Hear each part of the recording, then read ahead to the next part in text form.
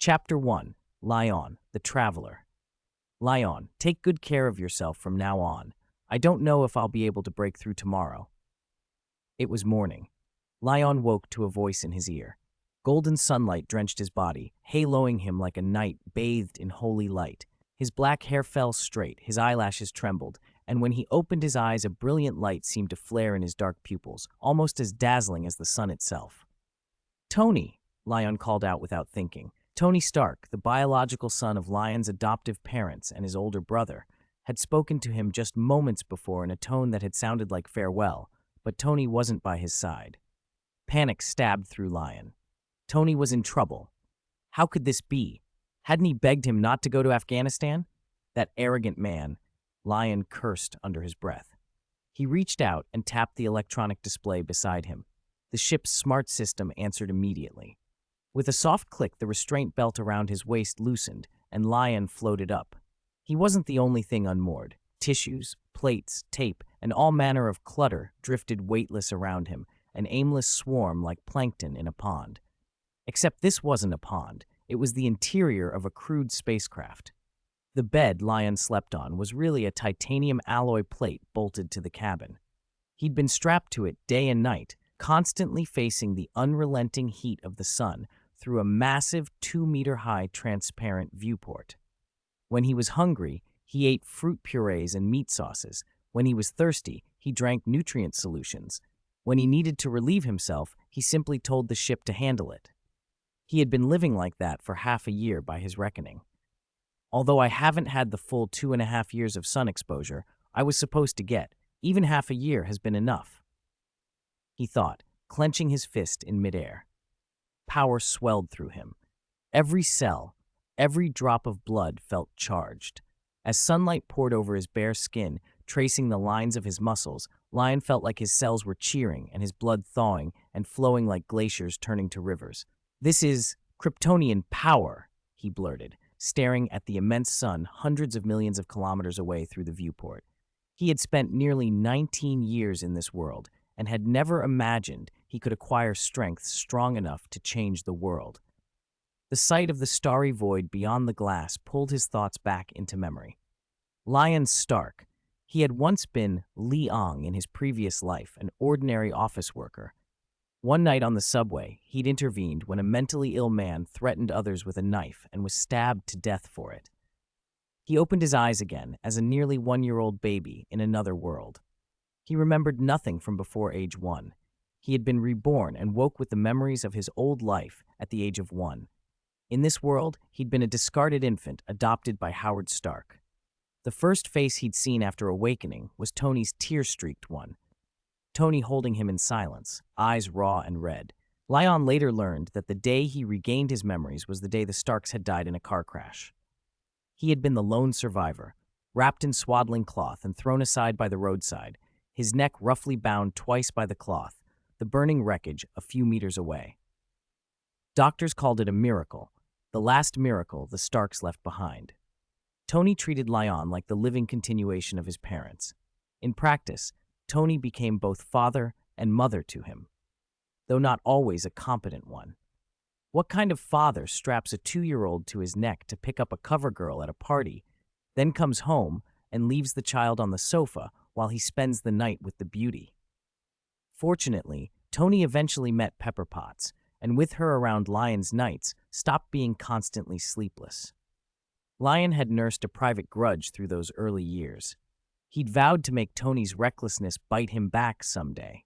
Starting with Afghanistan, Lion knew the plot. He had seen almost every Marvel film in his previous life. Tony going to Afghanistan was supposed to happen. The Marvel universe was dangerous. Supervillains, collapsed battles, civilian casualties. If he'd transmigrated at the wrong time, before Loki, the god of stories, rose to the time throne and the sacred timeline fell apart, the Time Variance Authority might have hauled him away the moment he arrived. Lucky for him, he'd survived to 18. Still, he'd had no golden finger, no special system, no inherited genius, no mutation. He had to make do with what he had, foresight. At 16, in 2006, Lion tried to steer the future.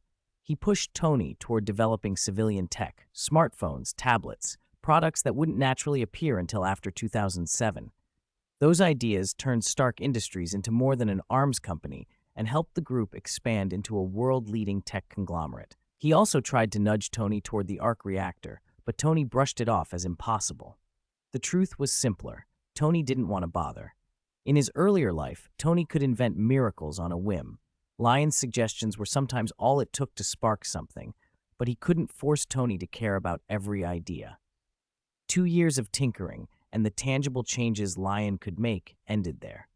He tried other things, searching for Bucky to avenge Howard, gathering evidence to expose Obadiah, but Hydra's influence ran deep. Obadiah kept his tracks well hidden. Lion had once chased a thin clue and told Tony, but when Tony confronted his uncle, he simply wanted to believe him. Lion could only keep repeating warnings. Don't relax, don't go off to war zones alone. Openly searching for Bucky was impossible. He was an ordinary person in a world full of shadows. Poking around would only draw attention and get him killed. He couldn't tell Tony everything anyway. Tony was older, headstrong, and the moment he grew suspicious, he'd order Jarvis to hack whatever confidential networks he wanted. That would warn Hydra. It might even bring a familiar cold-blooded face to finish them off, Bucky, allowing an old comrade of Captain America to claim another bloody tally. In the Marvel world, ordinary people were powerless. Being a Stark didn't change that. Leon's situation was more like Justin Hammer's, wealthy, but that was only skin deep. At best, he had a genius brother. Then everything changed on his 18th birthday. On his 18th birthday, a single turn in bed collapsed the frame. Everything in his home suddenly felt fragile, shattering at a touch, cracking at a bump, as if overnight he had been transplanted into a world made of tissue paper. After the commotion, Tony staggered in like a hurricane, kept repeating, "Oh my God," abandoned the idea of a birthday party, and immediately ran a full physical. 30 tons of strength, 100 meters per second top speed, and a body that blades can't pierce, he reported, eyes wide. Overnight, everything's changed. Tony's tests showed Leon's cells stayed active and leapt forward whenever they were exposed to sunlight. "This is practically Superman," Tony said, dumbfounded. "I wouldn't be surprised if you developed heat vision tomorrow." Leon paused, then grinned. "Tony, you're right. I really am Superman now." A clear, almost clinical message settled into his mind. Upon reaching 18, the original world's bestowed abilities unlocked. Kryptonian bloodline awakened. Space-time travel ability awakened. The Kryptonian bloodline needed no explanation. The signature race of the neighboring DC universe, drawing power from the sun. It was a pity, though. His manifestation looked like a standard Kryptonian, not one of the silver or gold tier variants. Relying on sunbathing alone wouldn't necessarily make him omnipotent. The space-time travel gift was literal. With enough stored energy, he could jump to other points in space and time. Whether that meant only within the Marvel universe or across other universes remained to be seen. Whatever the caveats, his golden finger had finally arrived. Leon hugged Tony with overwhelming relief, and in the hug, Tony shattered 2 ribs and a shoulder blade. Tony was admitted to surgery that day. That night, Leon stood by Tony's hospital bed, frustrated at his own carelessness and furious that this boon had waited until adulthood. 18 years wasted. If his bloodline had awakened sooner, if he'd been able to sunbathe as a child, he might be able to do anything now. Maybe, he thought darkly, when he was 1 and Howard and his wife were assassinated by Bucky, he could have fought back. Did golden fingers nowadays come with age restrictions? He'd lived more than 20 years in his previous life, so why was he a minor here? The questions simmered, but no answers came. 3 months later, after talking things over with Tony, Leon deferred university for 3 years and boarded the manned spacecraft Tony built. They put it into an orbit between Earth and the Sun, so there would be no night, only perpetual sunlight. For the entire time, Leon stayed strapped to a titanium alloy plate facing the Sun. 180 days passed. The power inside him swelled like a river, churning monstrous waves. His freezing breath became thunderous, raw force reared up everywhere. The original plan had been 2.5 years of sunbathing. By then, it would be the eve of the Chitauri invasion, and he would have enough strength to protect himself. But 6 months in, he thought, maybe this is already enough. Still, Decades of living under the space-time administration's shadow had left Leon hyper-aware of being underpowered. When he went out, he wanted a mercenary squad at his back, each man with a machine gun and a rocket launcher. Once his Kryptonian bloodline woke, he wanted even more, to dive into the sun and sleep there for 10 years if that would make him unbeatable. He wasn't a seeker of spiritual ways, but the pursuit for power consumed him like an ascetic's discipline. Become stronger, always stronger, stronger than everyone. No, this isn't enough, he told himself, squeezing his fists until the knuckles whitened. I've only sunbathed for half a year, and I'm already getting complacent. I deserve to die. The limits of being just an ordinary Kryptonian nagged at him. Sunlight had its ceiling. He wouldn't rely on it alone. His next step would be to find other sources of power: magic, technology, martial arts, anything that might be found on Earth. Try everything. Half a year of constant sunlight, though, had already given him most of Superman's signature abilities: heat vision, freezing breath, a biofield, everything up to a superbrain. With superbrain, learning speed became absurd. Mastering something from a book felt like copying a file off a drive. Comprehension was instantaneous. The only bottleneck left was the speed of input, how fast knowledge could be fed into him. Language-based learning felt slow as a snail now. And vision-wise, the sun had unlocked another gift: sight that pierced nearly everything. He could see through the spacecraft hull, Earth's atmosphere, even dust on the ground. Except for lead, nothing in the world blocked him. In less than a second, he located Tony, sleeping in a cave in the Afghanistan desert. Obadiah, Bucky, Hydra. It was time to settle accounts. 18 years of timidity had been burned away by the awakening. The dust had settled. The light was on him. Confidence rode in on his power. He was still painfully aware that he wasn't anywhere near omnipotent, but he was definitely strong enough to handle some small things. "Tony, I'm coming to get you," Leon said softly. He plucked a pair of floating pants out of the microgravity cabin and slid them on, then drifted to the hatch. There was no sound in the vacuum. Silence wrapped everything. The hatch, built to survive impacts of tens of thousands of tons, floated down like a thin black robe and drifted off into space. Leon stepped out of the cabin and hung between Earth and sun. Golden light washed half his body. The other half faced the deep blue of the planet below. For a fleeting second, he felt godlike, as if he could hold up the heavens and support the Earth with a gesture.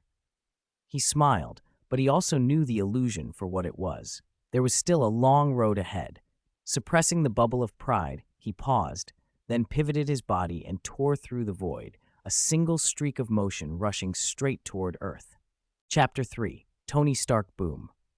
The moment Leon hit the atmosphere, a sonic boom rolled out from him. His speed had even exceeded escape velocity. As he sliced into the air, his silhouette seemed to split the sky in two. The immense pressure of his velocity cleaved through the cloud sea.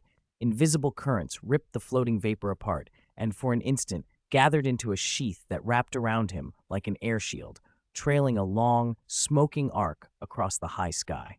It looked like a world serpent falling from the heavens, plunging toward the human realm to swallow everything in its path. As he neared the ground, Leon had to brake. Hard. Deceleration spiked to over 5,000 meters per second squared negative. If he touched down at full speed, even with his biofield protection, the impact would flatten everything around him. 30,000 kilometers from ship to surface, tens of thousands more from the skies over North America to Afghanistan. He'd covered it in less than 20 minutes. Leon hung over Afghanistan, the clouds blasted aside by the air currents. The sky was clear. It was about 10 at night. He didn't linger. Twisting his body in a controlled tumble, he angled east and slowed, this time moving only a couple hundred meters per second, not even breaking the sound barrier. He became a ghost in the dark, flying toward the cave where Tony was being held. "Tony, wake up," Leon murmured, peering through stone with X-ray vision to find Tony frowning in his sleep. Then he dropped like a meteor. The mountain rock in front of him was nothing but paper.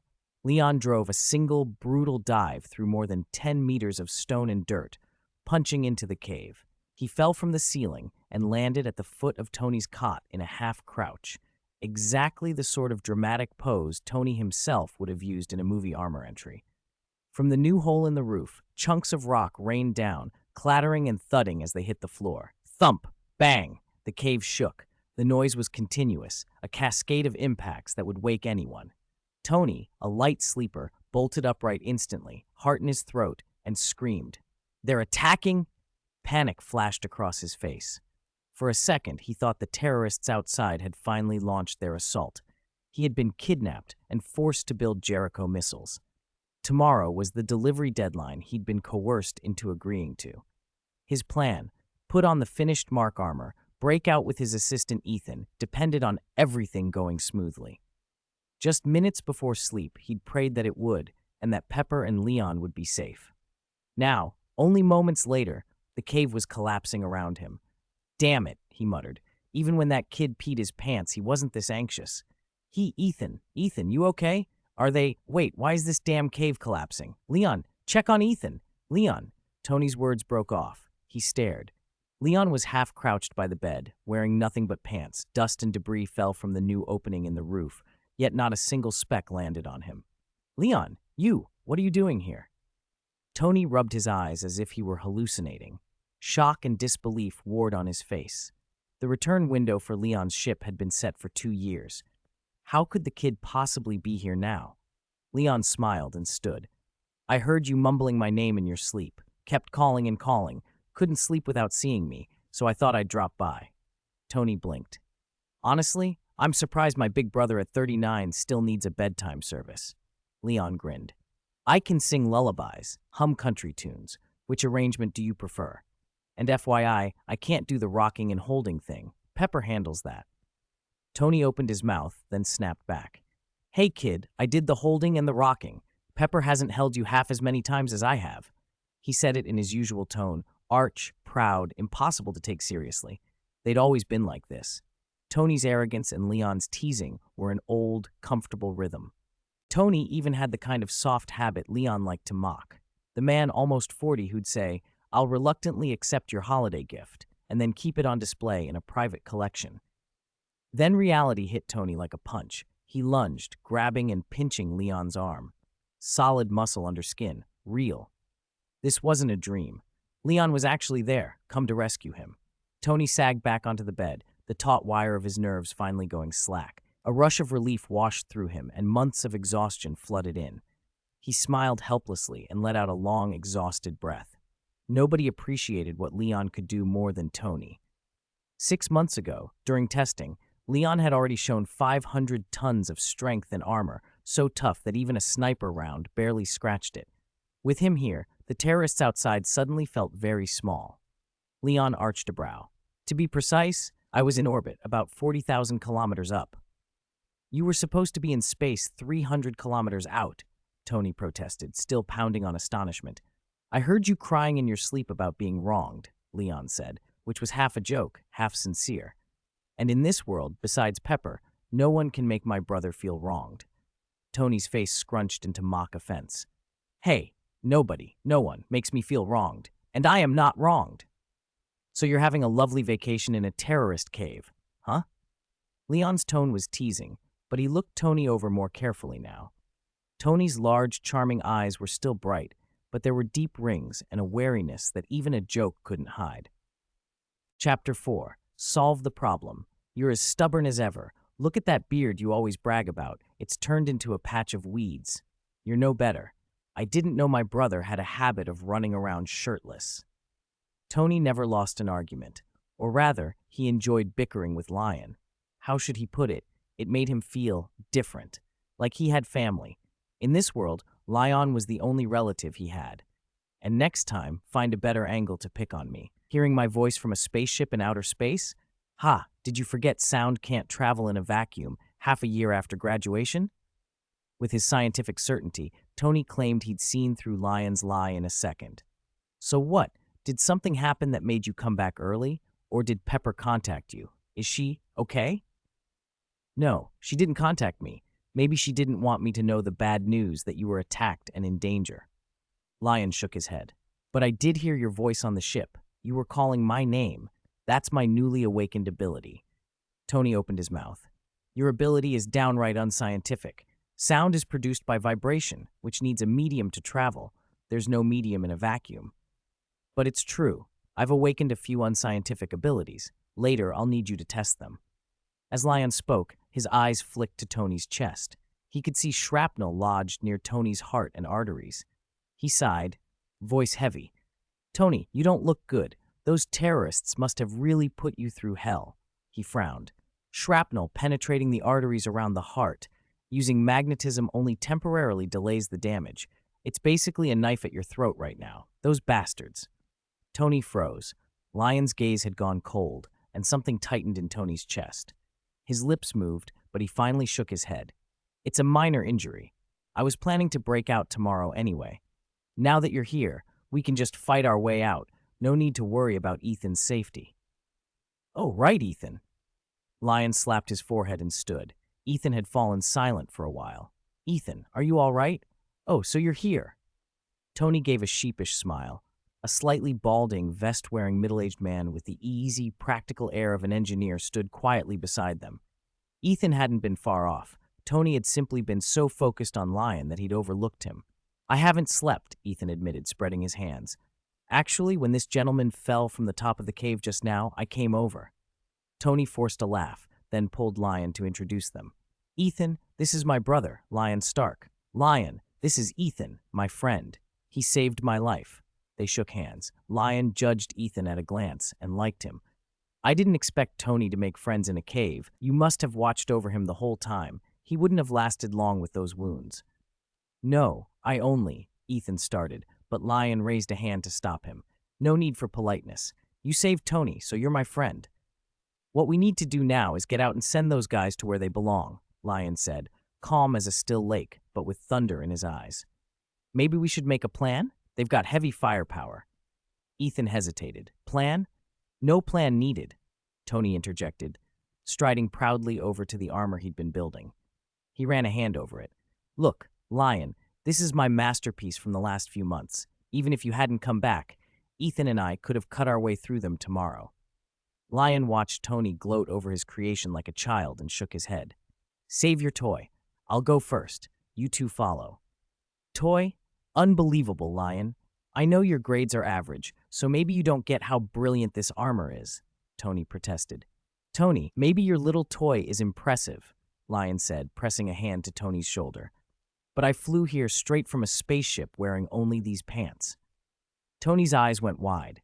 Lion had flown back from space in just his body, and the pants looked like they hadn't been washed in ages. Yet they weren't damaged at all. The implication hit Tony hard. What?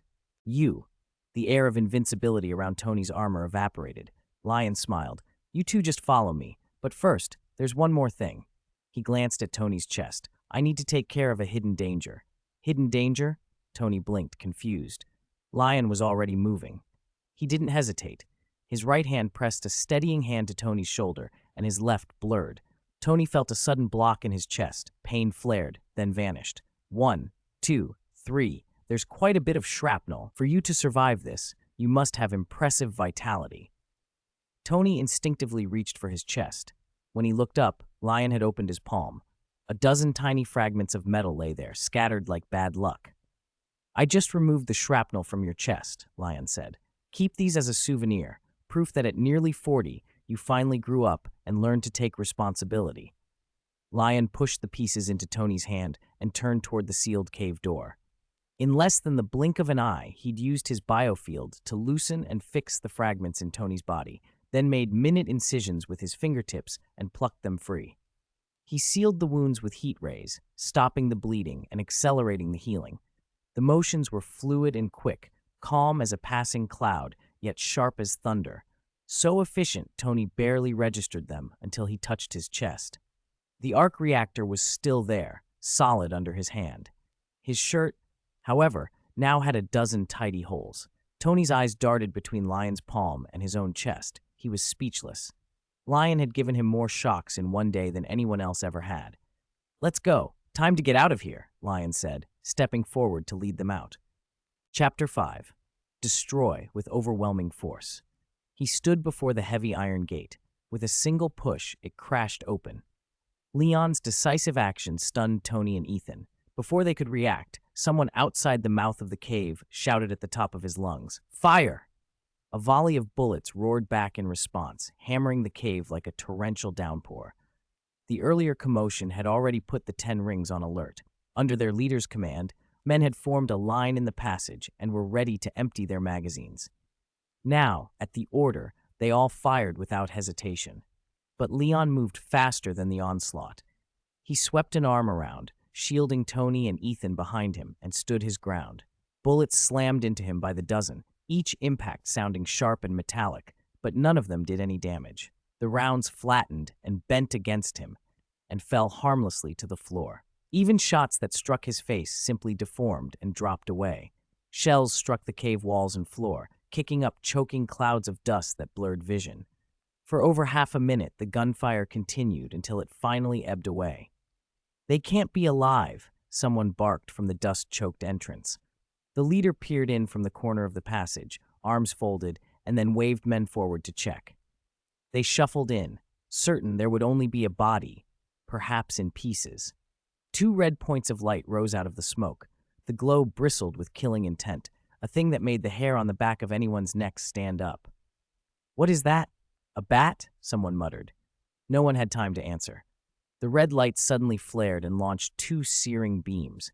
Thick, hot rays sliced across the passage like drawn blades. Where they passed, bodies were cleaved in half and instantly charred. No chance to cry out, no time to flee. The beams moved so fast, nothing could be done. Men blocking the passage were vaporized in an instant. Those on the other side saw a red flash, and the people in front of them fell in pieces. Silence froze the corridor. Only the leader recovered first.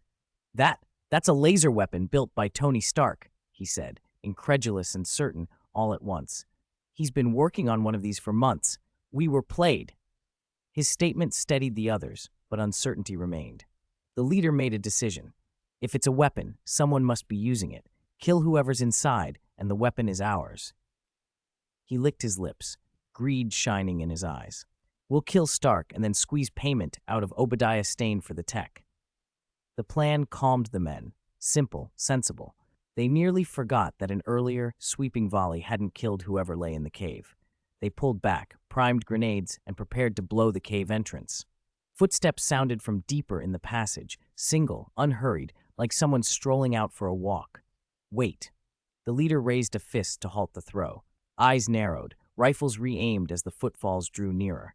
A figure turned the corner, a handsome man in only long pants, barefoot, chest uncovered and broad. The men stared, incredulous. Who was this? When had he gotten in? "Who are you? Where's Stark?"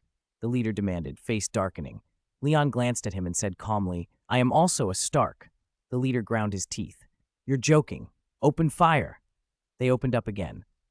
Leon didn't flinch or dodge. He let the bullets strike him and kept walking, leisurely. The 10 rings triggers rattled continuously, but panic had shattered their aim and their composure. The bullets had no effect. Some men dropped their weapons and turned to run, screaming, "Monster!" The leader reached instinctively for his sidearm to stop the deserters. 2 scalding heat beams shot out faster than his hand could move, torching a fleeing man where he stood. The leader watched his subordinate go down with wide, dead eyes and then turned, wild-eyed, toward Leon. "None of you who call yourselves the 10 rings will get away." Leon's voice cut like an abyssal echo. The heat rays swept again, and the passage was cleared in an instant. A heartbeat later, only Leon remained standing.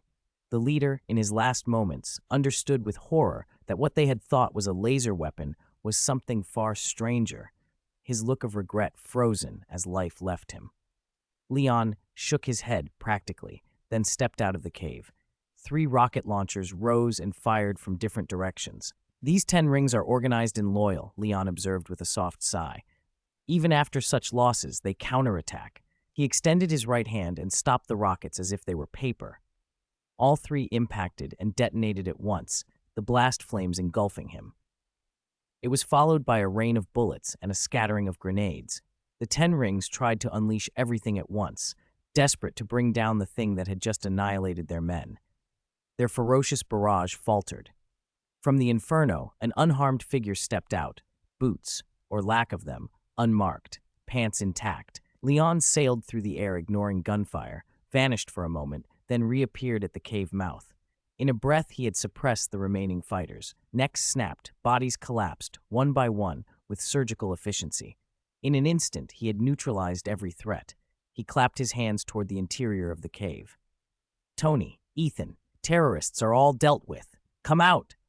Chapter 6. Tony's Guilt, 10 minutes later.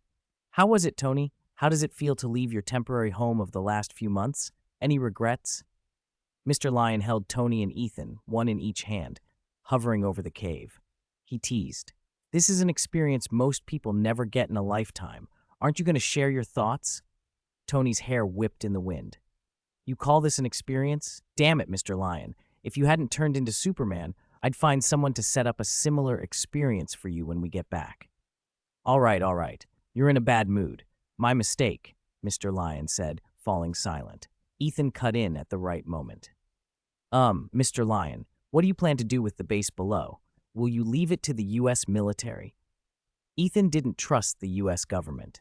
He suspected the proliferation of terrorists had something to do with military involvement. Before Mr. Lion could answer, Tony said, Destroy it. Destroy all of this. Stark's weapons.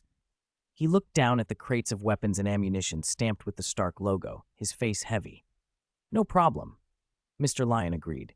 He took them higher, and when they were far enough away, he lasered the base with his heat vision. Explosives ignited instantly. Boom. Ammo boxes detonated in sequence, the explosions feeding into one another in a catastrophic chain reaction. Fire swallowed the area. A mushroom cloud 10 meters high rose with a roar, and smoke poured into the sky. The terrorist base was gone. How terrifying. That's the end of it. Ethan's cheeks flushed from the heat as he murmured, It's over. This terrible memory of yours is finally over.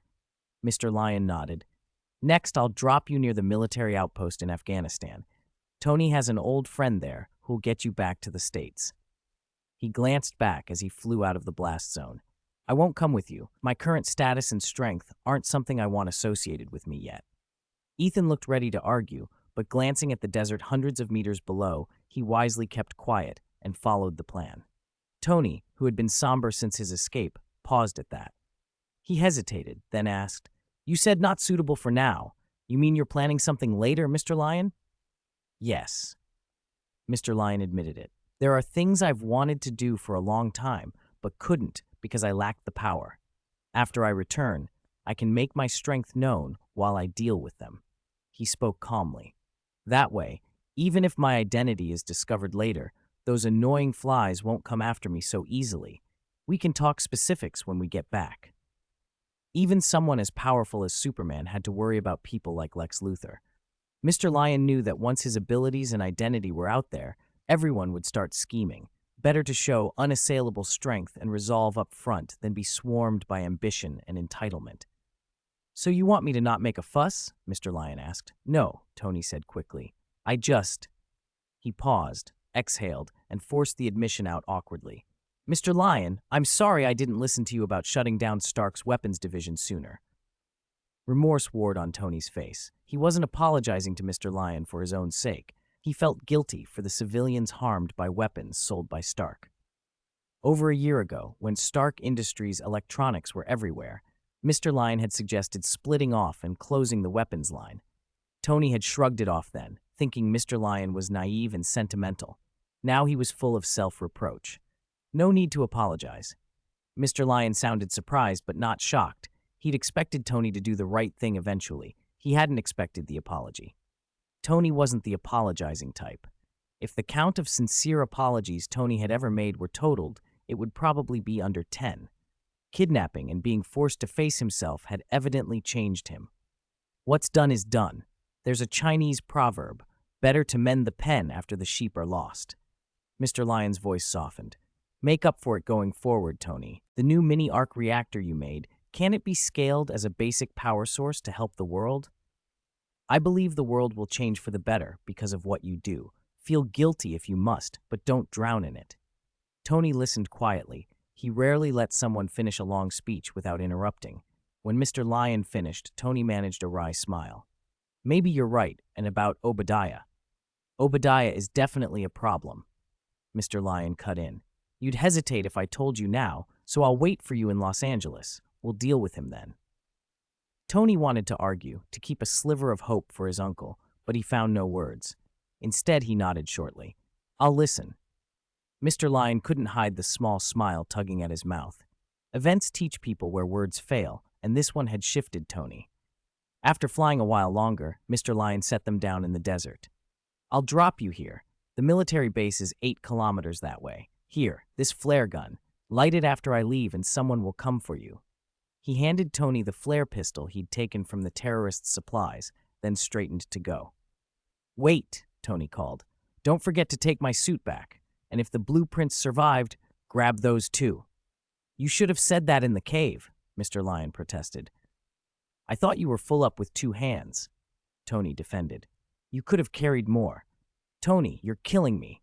Mr. Lion shot a middle finger behind his back, then rocketed into the sky, breaking the sound barrier as he departed. The two on the ground watched his contrail disappear into the clouds and shrugged at one another. Won't your brother be seen flying like that near the military base? Ethan asked. Tony raised an eyebrow. What brother? Some guy who called himself Superman just rescued us and left. We didn't even see his face. Oh. Ethan's eyes went wide with admiration. So that's how the escape was supposed to happen. That Superman really is kind and helpful. Chapter 7. Target lost. Bang! Tony fired the flare into the sky. It arced 100 meters high before burning out and drifting back down. The crimson light was startling in the night desert, bright enough to pick out the faces of the 2 men sitting on the sand. All right, a few more minutes and someone will come get us, Tony said, casually tossing the flare gun aside. With a flare visible near the military base, the U.S. Armed Forces would almost certainly task satellites to investigate. Once they found him there, a rescue team would be dispatched immediately. Tony looked at Ethan. Come to the United States with me, Ethan. Bring your family too. Ethan had been quiet all evening. Tony could see the hesitation in his eyes. My family's already gone, Ethan said finally, his voice flat. Actually, Tony, I'd rather go back to Afghanistan and try to help more people there. The words Tony had rehearsed died in his throat. He hadn't known Ethan's past was so tragic.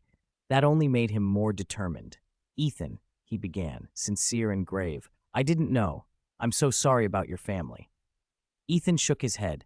It's all right, Tony pressed on. I understand wanting to return home. He could see the pull in Ethan, a longing that bordered on a willingness to sacrifice himself, to do something noble for his homeland. Tony hesitated, then tapped the arc reactor at his chest with a fingertip, his eyes bright. But Leon was right earlier. I'm coming back so I can help more people. The contribution I can make to this world, he said, shouldn't just be making things that explode. Ethan, come with me. We can help people who've been hurt by violence and try to change this world for the better. Ethan stared at the glowing reactor. It was, without question, a technology that could change things, and he hesitated. A roar cut across the night sky. An engine far off grew louder and louder. A patrol plane? Ethan blinked. The flare was only half a minute ago. How's a rescue plane already here? They're efficient. The plane passed overhead, continuing on. Ethan frowned. Looks more like a light patrol craft. They're chasing Leon. He's been spotted by the base. Tony watched the plane disappear. But its speed's not even supersonic. They won't catch Leon.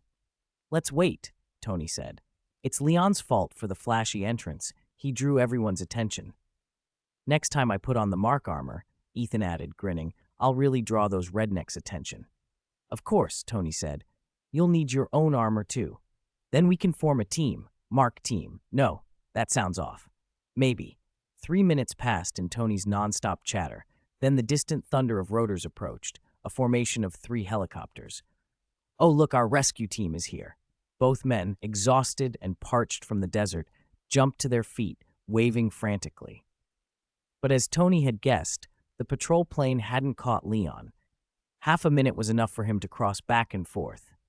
By the time the patrol craft reached the halfway point, Leon had already flown out of Afghanistan in the Mark armor with the blueprints.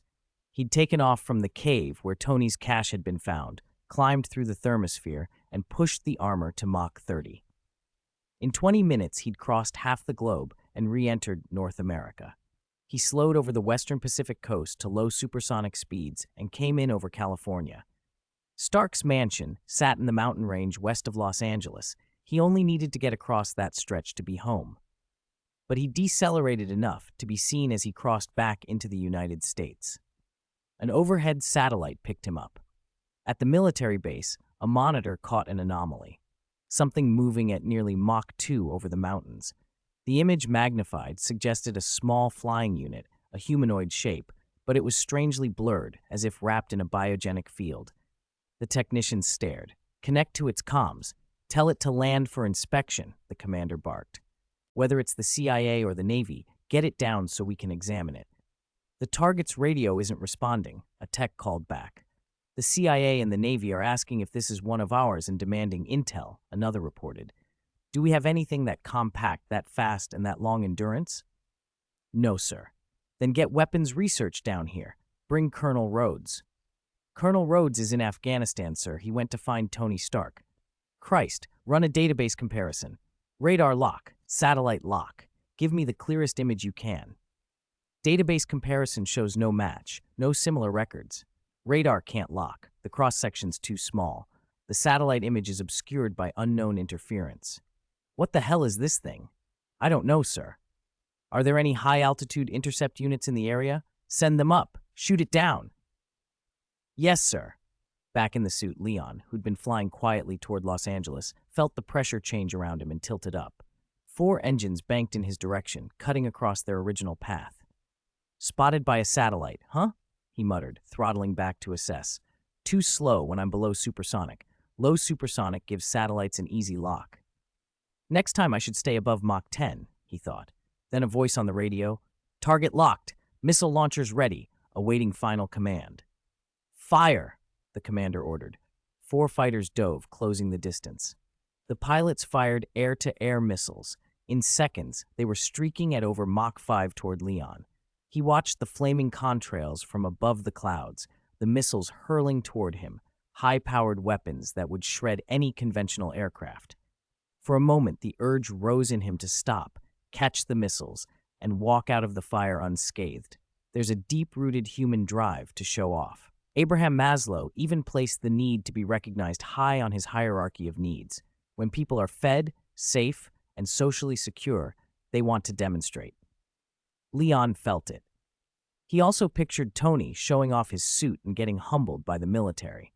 The thought of stealing Tony's thunder later, letting Tony get cocky, and then making an appearance, made him grin. But he restrained himself. He didn't want to be a Homelander or declare ridiculous moral stances. He wanted to get stronger and have fun on his own terms. Besides, he planned to let Tony have his moments and then one day outshine him in good company. Then, with a thought, he tore upward. His speed leapt from low supersonic to Mach 20, then vanished from the satellite and the pilot's radar lock. "What the hell?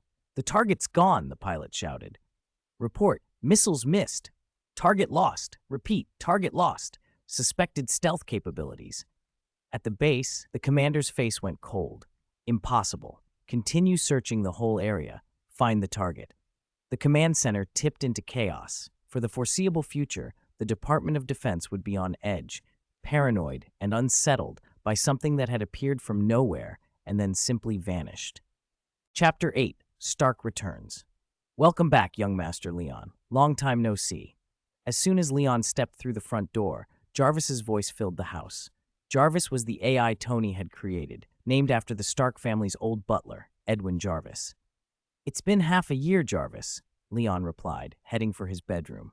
When he'd gone into space 6 months ago, the rushed crewed ship hadn't included Jarvis's subroutine. Hearing the familiar voice now made him feel like he'd finally come home. "Jarvis, I have good news. I rescued Tony from that terrorist organization."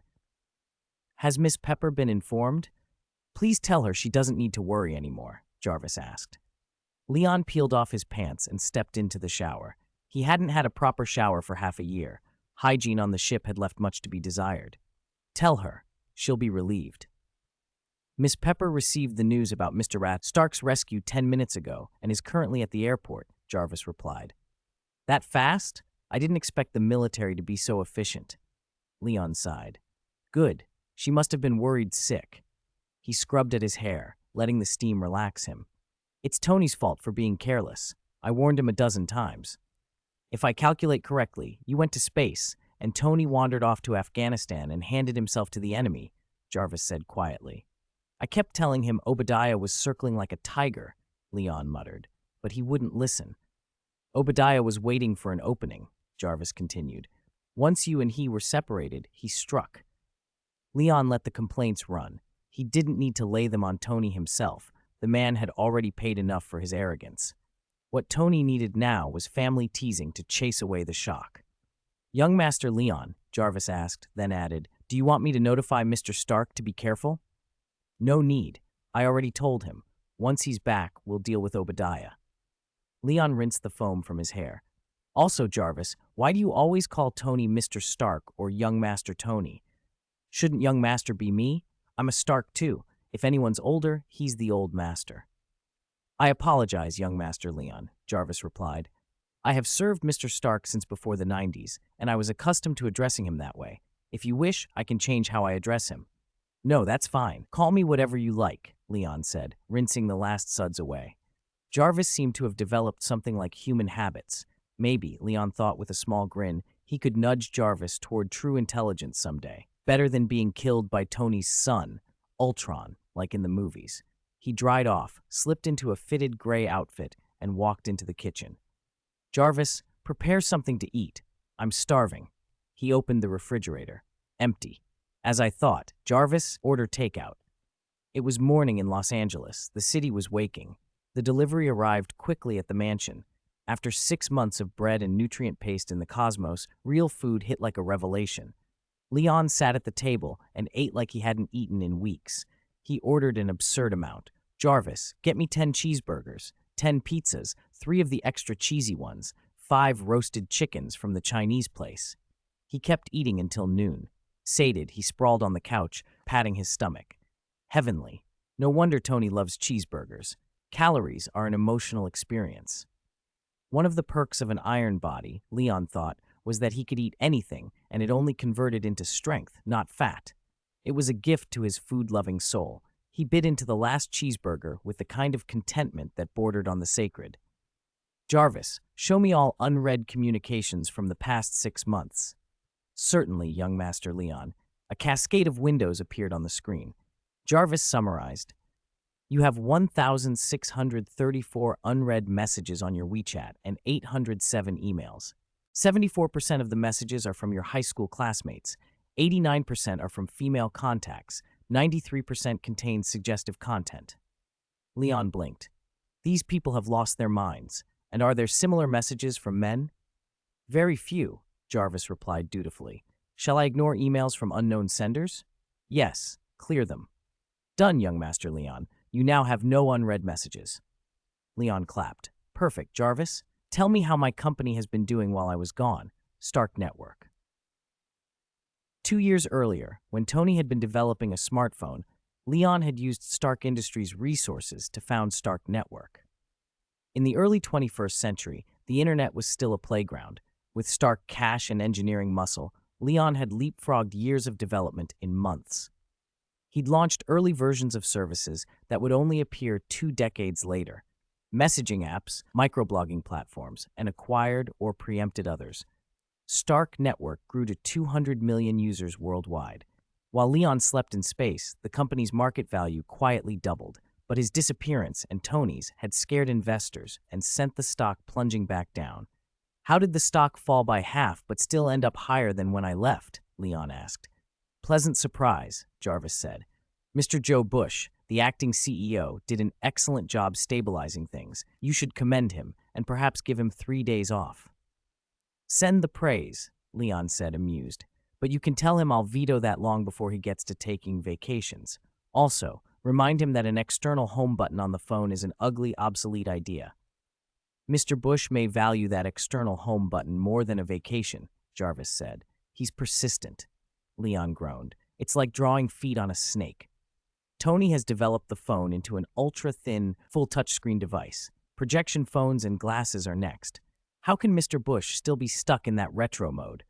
Tell him to bury that obsession and get some rest. No more old-fashioned ideas like Mrs. Susan next door. There is no neighbor named Susan, Jarvis cut in, then added after a pause, I understand that was a figure of speech. Exactly. Jarvis's voice picked up a hint of mimicry. You also enjoy nostalgic films like Mrs. Susan. Leon smirked. Who's Susan? Oh, you learn fast. Now playing. The 1979 film Superman, Jarvis announced. Time slid into the afternoon. By the time Tony landed back in Los Angeles, he first had a tearful moment with Pepper, then promptly bought 2 cheeseburgers and headed to Stark Industries for a press conference. Leon watched the live broadcast at home. KNKV simulcast the event on television and the internet.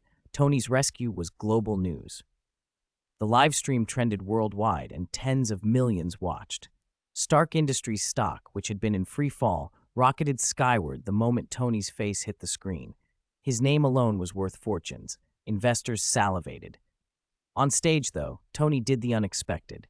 After some earnest words, he squared his shoulders at the podium. From this moment forward, Stark Industries' weapons division will be permanently closed. The declaration detonated through the crowd. Reporters crowded him, microphones thrust forward, demanding what had prompted such a drastic move. The online chat exploded with everything from disbelief to ridicule to enraged investors who just bought in. He's lost his mind. This will tank the stock again, some typed furiously. Leon lounged on the sofa, raising a glass of milk toward the TV. That's his style, he said. Did you expect him to do that? Jarvis asked. Of course. I wanted him to 2 years ago. Leon picked up a piece of fruit and tossed it in his mouth. He needs to step farther away from weapons. He'll survive the backlash. By the way, is the Mark armor ready?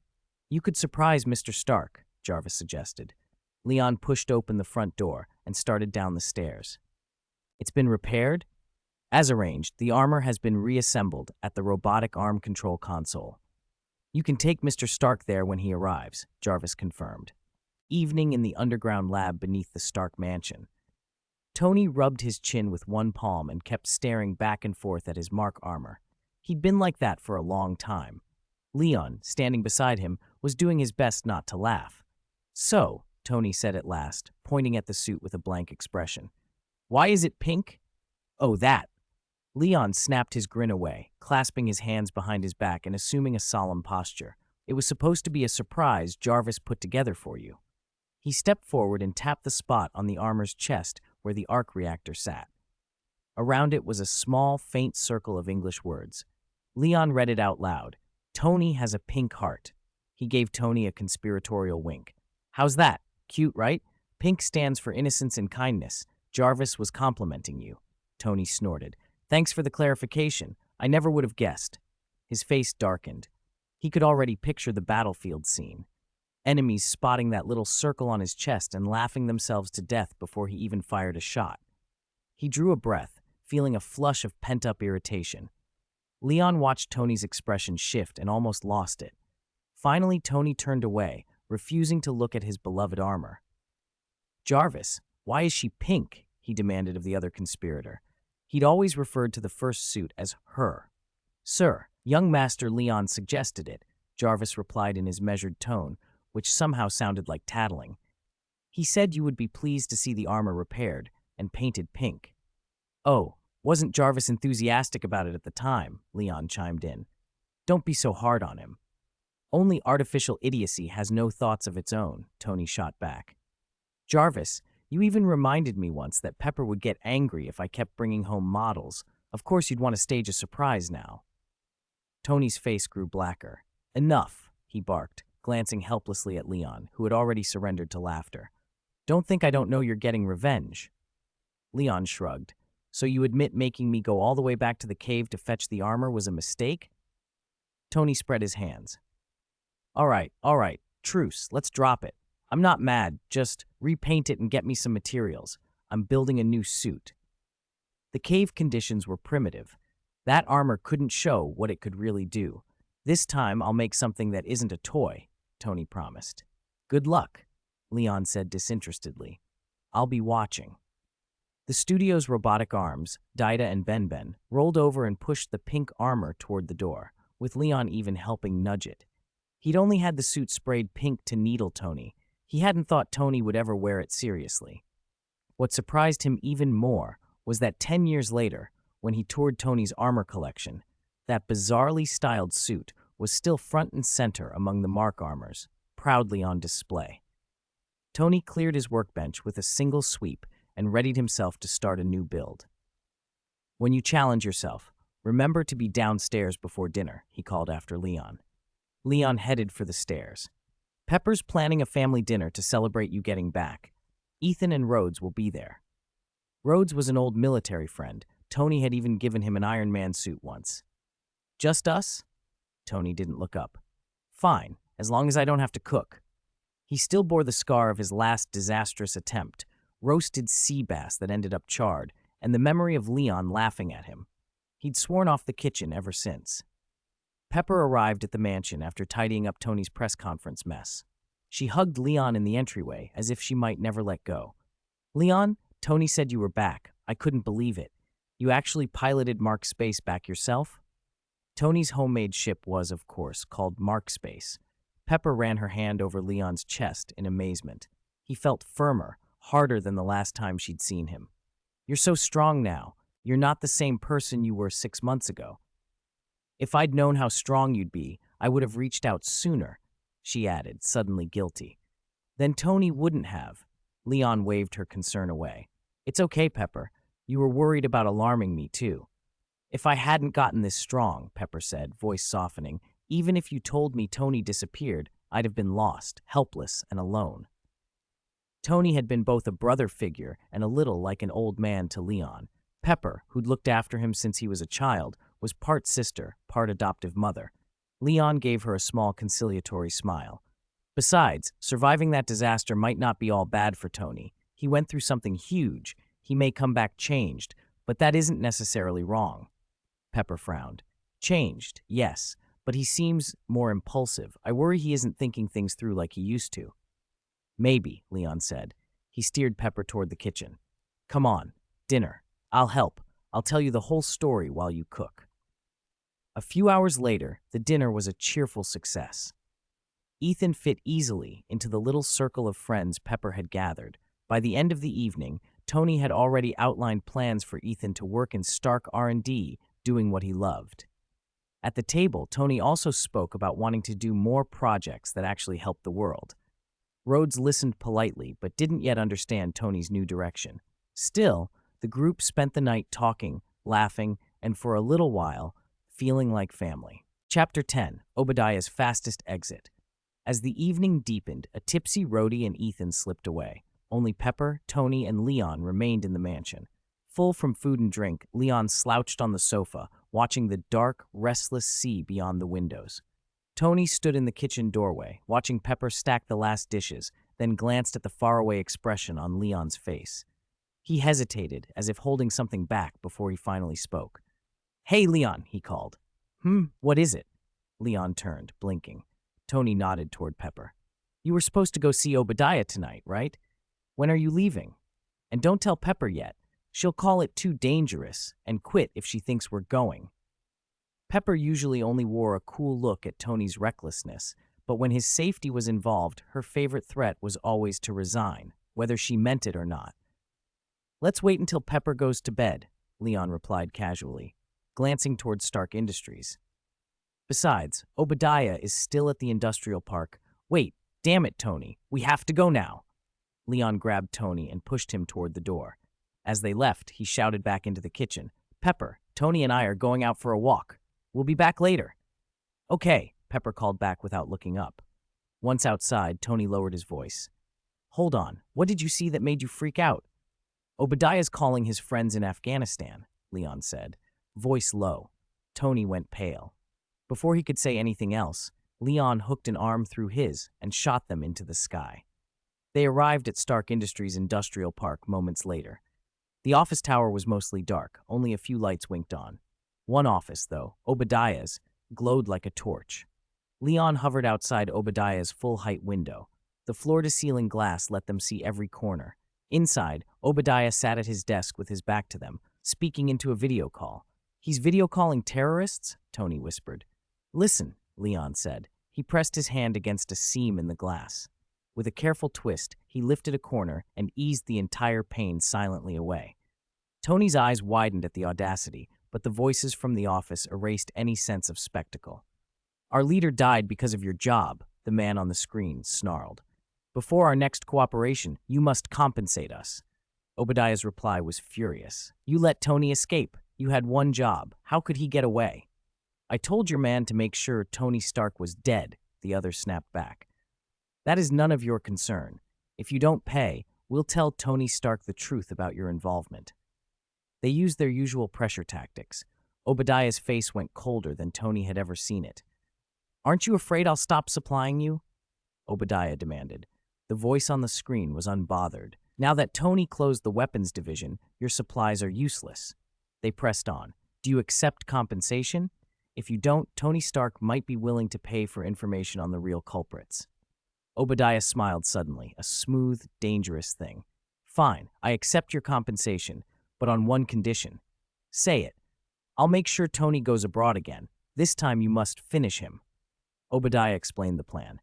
I'll funnel a batch of Stark weapons into the field. That'll draw media attention.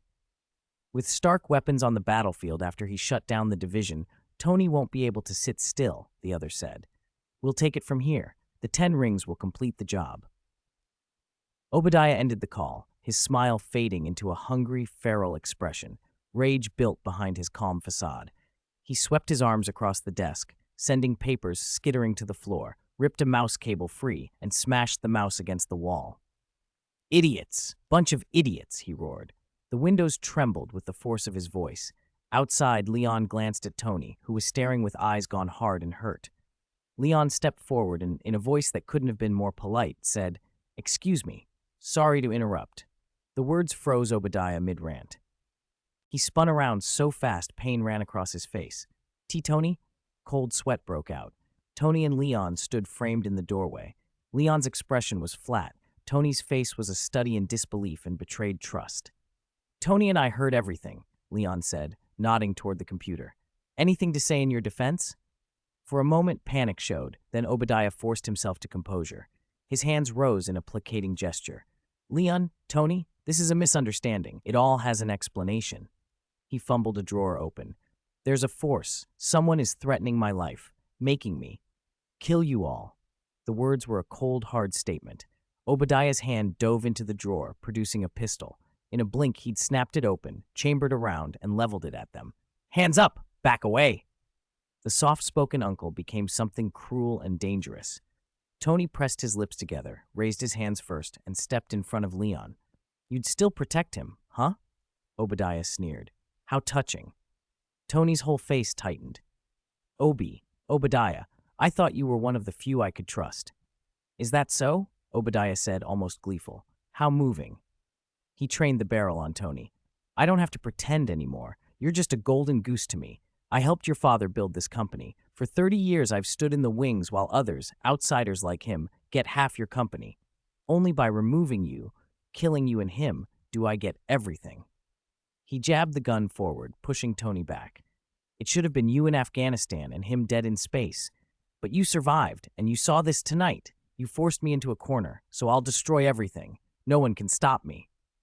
Tony stood there, jaw clenched, grief and fury swirling in his eyes.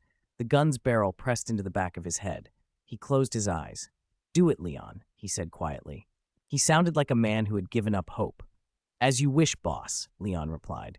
But before Obadiah could react, a massive hand clamped around his throat, an iron grip that lifted him off the ground. Obadiah's face flushed crimson. He gasped and clawed at the invisible hold, eyes bulging with disbelief. How? He tried to struggle free. Leon's face was unreadable. With a single casual motion, he hauled Obadiah toward the window and tossed him out. 3 seconds later, a heavy thud echoed from below. The sound was awful and final. Why bother? Leon murmured, more to himself than anyone. He strolled to the desk, plugged his phone into Obadiah's computer, and brought the system up manually, the proper network access for an executive machine. Obadiah had just broken protocol by making an external video call. It would be damning evidence. Jarvis, Leon said into the room, infiltrate this computer, collect everything showing Obadiah's treachery. Forward the evidence to the police with a note, suicide while overwhelmed by guilt, jumped to his death. Right away, Master Leon, Jarvis replied. Leon turned to Tony. The younger man still stood frozen, grief and betrayal settling into him like concrete. Leon clapped a hand on his shoulder. It's over. Go home and get some sleep. If you can't, throw yourself into work. Set up a few more public appearances, something to clear your head. Tony's sorrow softened into a crooked smile that didn't reach his eyes. You kid, he said, the words half a rebuke, half an affection, as he let Leon lead him toward the exit. Chapter 11. Pepper's Request. Obadiah Stane, Chief Operating Officer of Stark Industries, died 3 days ago after falling from a building in the Stark Industries complex, the newscaster intoned. According to the official investigation, Obadiah Stane's death was not caused by others but was a suicide to avoid punishment. Police announced that Stane had repeatedly engaged in arms deals with overseas terrorist groups in his personal capacity, committed multiple murders, interfered in the internal affairs of other countries, and other serious crimes. This includes the attack on Tony Stark, president of Stark Industries, a few months ago, which was also the work of Obadiah Stane. For more detailed reports, we now connect to our field reporter. Lyon Stark stood in the living room in a half-squat, watching the news and shoving a slice of cheese pizza into his mouth. Just perfect, he muttered. The stock only just started climbing again after I showed up at the company the day before yesterday. Now this will send it tumbling back down. He snorted and pulled out his phone. He posted a short update to Twitter. Obadiah's death was an accident. Stark Industries stands irreconcilably against evil.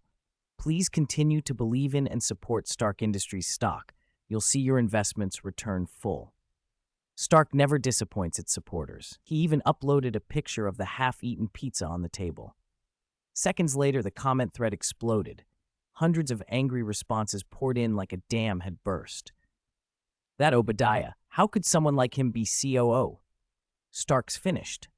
It's a scam. I bought in when Tony came back. He shut down the weapons division, and I lost half my fortune. I bought back in when Lyon Stark appeared 6 months later, and now 2 days later the COO turns out to be a super criminal? I can already see myself begging on the streets of LA next month. Damn Stark, you ruined me. Comments multiplied by the second, broken shareholders wailing about ruined investments. Lyon scrolled until the counter read $9.99 plus. He felt a little sheepish. Turns out Stark's shareholders have strong opinions, he said to himself. Whatever, I believe everyone will have a bright future, peaceful and joyful. Pepper approached carrying a coffee. Did I just hear you praying for the shareholders? Not exactly. Lyon began, then noticed her expression and felt a bad premonition. Pepper kept going without letting him finish. Honestly, Lyon, if you really want them not to lose so badly, you should go down there and call Tony. He's been missing for 3 days, and you should go back to your desk at the company and actually make money instead of dumping everything on me. Her voice tightened. She'd been holding too much for too long. Tony doesn't know what he's doing. Obadiah committed so many crimes, his death isn't regrettable, and you spend all day basking in the sun. How am I supposed to handle all of this alone? She rattled off the list. Stark Industries, Stark Network, Stark Electronic Technology. If I had 3 heads, I still couldn't manage everything. And you, Lyon, you even have the leisure to pray for the shareholders. She shoved the coffee into his hands. Oh my goodness, I realize now how crazy these past few days have been. Lyon, I demand you tell Tony that if he doesn't come out of that damned laboratory, I'll resign. And you, if you don't manage your own network company, I'll resign too. She puffed her cheeks, fixed him with a stern look, then clicked out the door in her high heels, off to shoulder another day's burdens. Lyon gaped on the sofa. He wanted to say something soothing to make her hang on a little longer. Entrusting the decision-making for 3 companies entirely to Pepper did seem excessive. He scratched his head. Maybe I should go back to the company. No, that's ridiculous. Bask in the sun is important. Can't delay that. What I should do is tell old Joe to cut his vacation short and come back to work. Yes, that's it. Lyon clapped and called. Jarvis, is Joe Bush still on vacation? Notify him and tell him to return to work immediately. Apologies, young Master Lyon Stark, Jarvis replied. Mr. Joe Bush's vacation ended yesterday. He returned to the office at 4 o'clock this morning. 4 o'clock, 4 a.m., Lyon blurted. So I misunderstood. Old Joe really is the best CEO in the world. If I ever get the chance, I must establish a World's Best CEO award and give it to old Joe every year. So since old Joe's back, Pepper should calm down, right? Lion asked. There was a brief pause from Jarvis. I'm afraid not, young Master Leon Stark. Mr. Joe Bush only manages Stark Electronic Technology and handles some of Stark Network's work. Miss Pepper is still carrying the remainder. Lion thought back. Right, that was the arrangement when I left 6 months ago, but Tony was part of management then too. Jarvis, any suggestions? Lion asked. To prevent Miss Pepper from resigning, Jarvis said, I suggest you temporarily return to work. Once a successor CEO is found, you can return home and continue to bask in the sun. Lion shook his head immediately. No, basking in the sun is my top priority. Can't be postponed. Besides, I haven't been just basking. You know what I've been doing these past few days.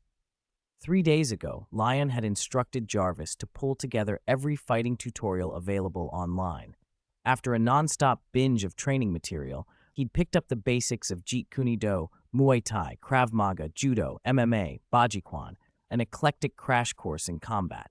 But the more he trained, the clearer one thing became.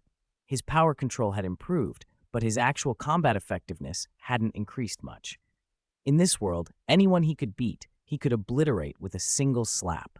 Anyone stronger than him could incapacitate him in one move, no matter how much he trained. Martial arts only mattered when opponents were of comparable strength, and such equals were few. Odin, the purple sweet potato spirit, Captain Marvel, maybe a handful more. My combat skills are already near their limit. Practicing more won't mean much, he told Jarvis. So rather than stagnate, why not go back to work? You'd make Miss Pepper happy and have a fulfilling day, Jarvis proposed again. Why do you sound so eager for me to go to work?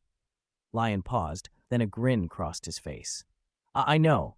You're still miffed that I dragged you into that scene with Tony 3 days ago, aren't you? You can't deny you've started harboring human-like grudges. Jarvis's light orb on the screen flickered. Young Master Lion Stark, I would never do anything detrimental to you. But you'd incite me to do things that delay my growth and make me unhappy, Lion said, spreading his hands. He thought a moment. Okay, here's the plan. I'll call Tony first, then I'll find a CEO for the company. Once there's a successor, all my troubles are gone. As you wish, Jarvis replied. Chapter 12. Who is the wisdom of mortals? When Leon walked into the lab, all he saw were a few arc reactors and a stack of DC comics on Tony's desk. There was nothing else out of the ordinary, and Tony wasn't there. Tony? He called, looking around. Where are you? Leon's super hearing wasn't always active. Like Superman in the movies, he had to concentrate, letting his brain filter out most external noise so he could exist in a quieter world. Getting no answer, he tilted his head and strained to pick up any sound. There, somewhere below. He's in the garage, but why does it sound a little chaotic? He found Tony in the basement lab, dark circles under his eyes, but buzzing with energy. Tony wore mechanical boots with exposed wiring and held a remote, barking orders to a few small automated helpers. Ben, keep filming. Data, move a bit to the left. Yes, right there. You're on fire suppression. Tony planted himself in the center of his improvised test platform, took a couple of deep breaths, and announced, Okay, let's try it. Activate 10% thrust. Prepare for takeoff. Phew. He shook his shoulders, inhaled sharply, and counted down. 3, 2, 1. He pressed the controller. Powerful jets of flame blasted from the boots. Whoosh! The thrust shot Tony upward, then he slammed into the ceiling with a sickening thud and came crashing down. Oh! He cried, writhing on the floor. A nearby robotic arm registered the impact, triggered the emergency protocol, and sprayed a white fire-suppressant foam over him. Ouch, that looks like it hurt, Leon said, watching Tony slump and wipe foam off his face. Leon? Tony turned his head, teeth clenched against the pain, twisting on the floor. Help me up. I think I broke a rib. Coming. Maybe next time have Dida set up a crash pad, Leon said, stepping forward and helping Tony into a chair. He scanned him over. You're fine, mostly superficial. You can go on with your extreme sport now.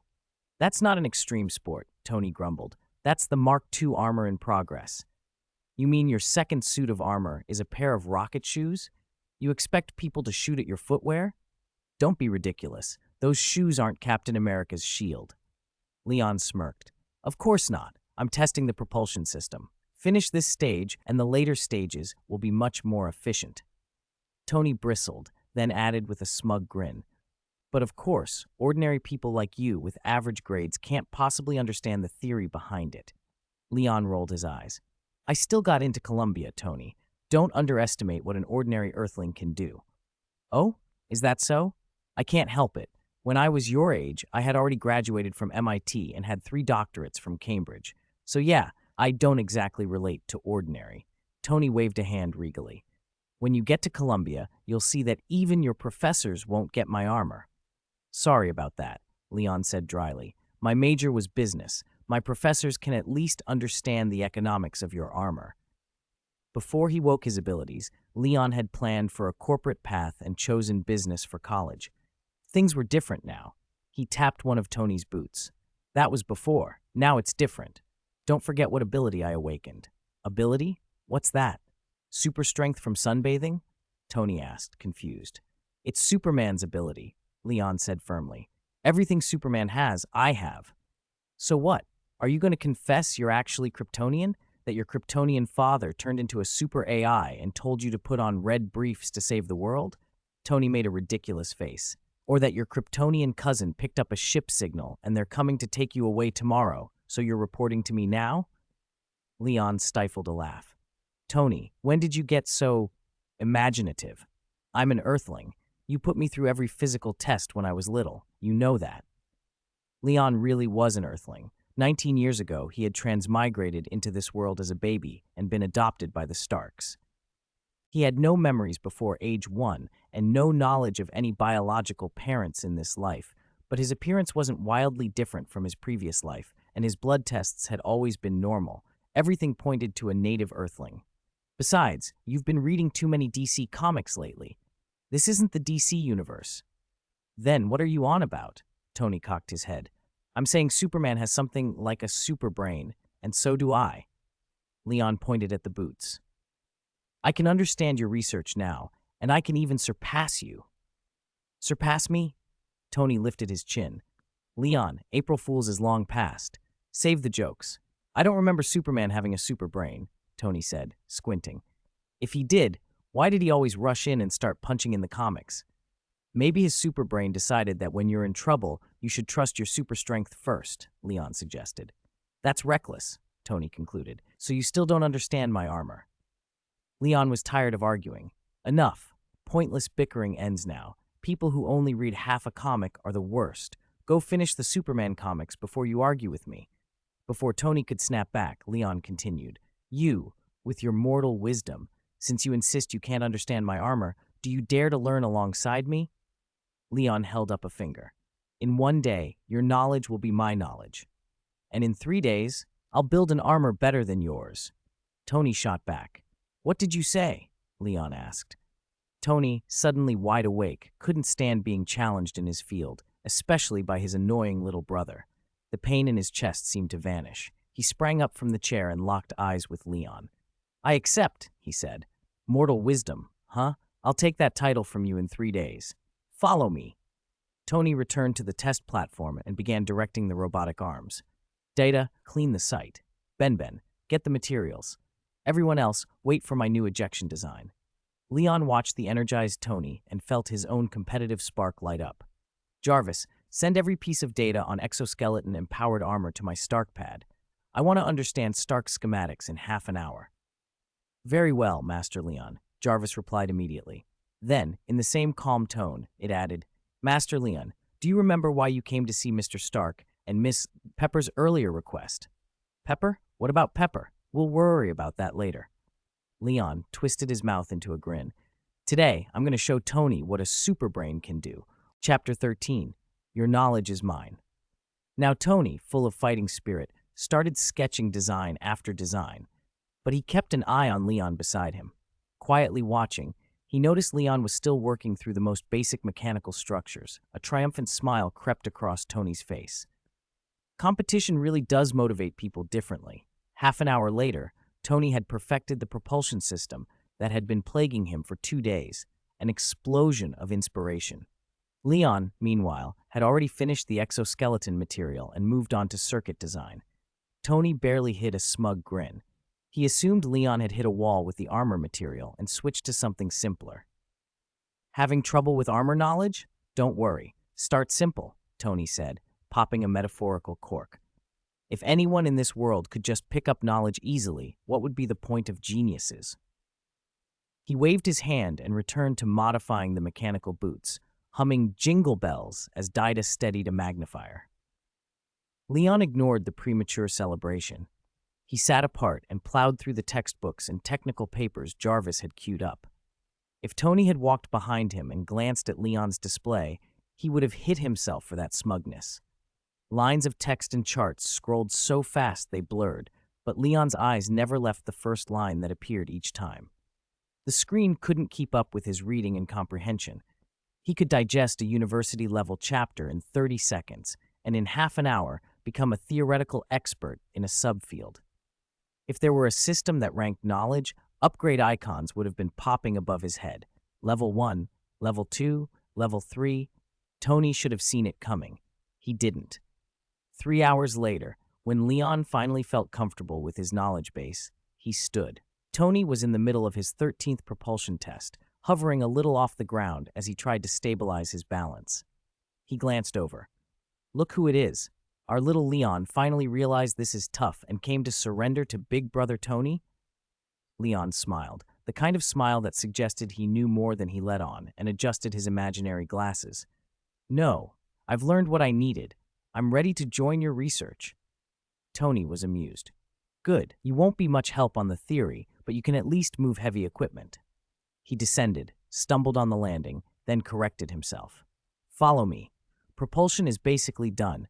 Now we can start manufacturing the rest of the armor. Convinced he had the upper hand, Tony laid out the work. Leon, fetch the titanium alloys and the gold. Dida, keep the magnifier steady. They went to work. Tony handed out instructions while Leon did the precise, repetitive work. Leon asked a few questions, and Tony, absorbed in his own thinking, answered without noticing anything unusual. He explained, demonstrated, and offered tips. He might have mocked his brother's initial clumsiness, but he'd been pleased to see Leon pick things up. There, that placement's wrong. You have to go around and start from here, or it'll short. Are you kidding? You can't fit a deformable load like that. Perfect. The flight stabilizer goes right here. Leon, you're a better assembly tool than a hydraulic press. I should have had you help me days ago. They worked through the day and into the night. With Leon's help, assembly tolerances were precise and production was absurdly fast. When Tony needed an IT-grade part, he used to wait for the factory. That night, Leon could produce a part better than IT-grade with a flick of his hand. By morning, the armor, something that could have taken weeks or months to build and tune, was 80% complete. Dark circles rimmed Tony's eyes, but his gaze was bright and sharp. He could see the finish line. Leon, build another current circuit. Then we connect Jarvis, run the integration tests, and we're done. Leon stopped and shook his head. No, Tony, I'm leaving. What? Tony's eyes went wide. Leon spread his hands casually. Did you forget? I said I'd build an armor better than Mark's within 3 days. I've learned enough of your skills. I won't be staying. He sounded relaxed. The final steps on your suit aren't that hard. You can finish them on your own. I'll see you in 3 days. I'm headed to your lab. If you need anything, come find me there. Tony felt his mind stutter. You're really going to build armor yourself? With your... Wait. He stopped as memory returned in shards. The questions Leon had asked while assisting him had shifted from surface-level clarifications to deep, insightful inquiries that had even inspired Tony's own thinking. His hands, clumsy at first, had become steady, precise. In the flurry of work and exhaustion, Tony had failed to notice the transformation. Leon had gone from mechanical novice to a capable expert in a single night, an expert who might not be weaker than him. Your learning speed, is this superbrain? Tony muttered, collapsing into a chair. He felt betrayed by the rules of the world. This wasn't fair. This had to be cheating. Chapter 14, Tony's gift? That's true, Tony conceded. But how should I put it? My learning speed and processing are a little faster. That doesn't mean my creativity is better than yours. Leon paused, worried Tony would be discouraged, and explained himself. The Iron Man suit is the distillation of your broadest, most cutting-edge knowledge. Every step in it is the highest-level application of the relevant tech. And last night, you basically held my hand through it. That's why I mastered it so quickly. What I did was copy your knowledge into my own, exactly as it was. He tapped his temple. Powerful learning and processing, like a supercomputer. That's what a super brain is. But when it comes to innovation, I still rely on my own talent. Besides, the super brain has limits even in the comics. In some DC stories, most of Superman's computing power is used to restrain his own strength. I haven't had that problem yet. Leon pinched his fingers together to emphasize how small the restriction was. The bit of brain power I set aside to hold back my abilities is tiny, so just wait, Tony. In 3 days, I'll take your knowledge and add my own innovations and beat you. Tony, slumped in the chair, felt a little better at that. He stood up again, unconvinced. Don't be ridiculous, kid. Have you ever seen a plagiarist outperform the original author? My masterpiece will never lose. Then let's wait and see, O wisdom of a mortal, Leon said with an exaggerated, Chunibu-like taunt, and went upstairs. Back in the garage, Tony's fighting spirit flared. He would never concede in his own field, especially not to his annoying kid brother. Before he could get back to the bench, Leon reappeared behind him. Oh, right, I forgot, Leon said. Your condition is awful. You shouldn't be working. Take a break. The next moment, Tony felt a numbness creep into his neck and blacked out. Cheating. This kid's playing dirty. With his last sliver of awareness, Tony cursed Leon for not playing fair. Such infantile sleep, Leon commented, then slung Tony over his shoulder and carried him to the bedroom.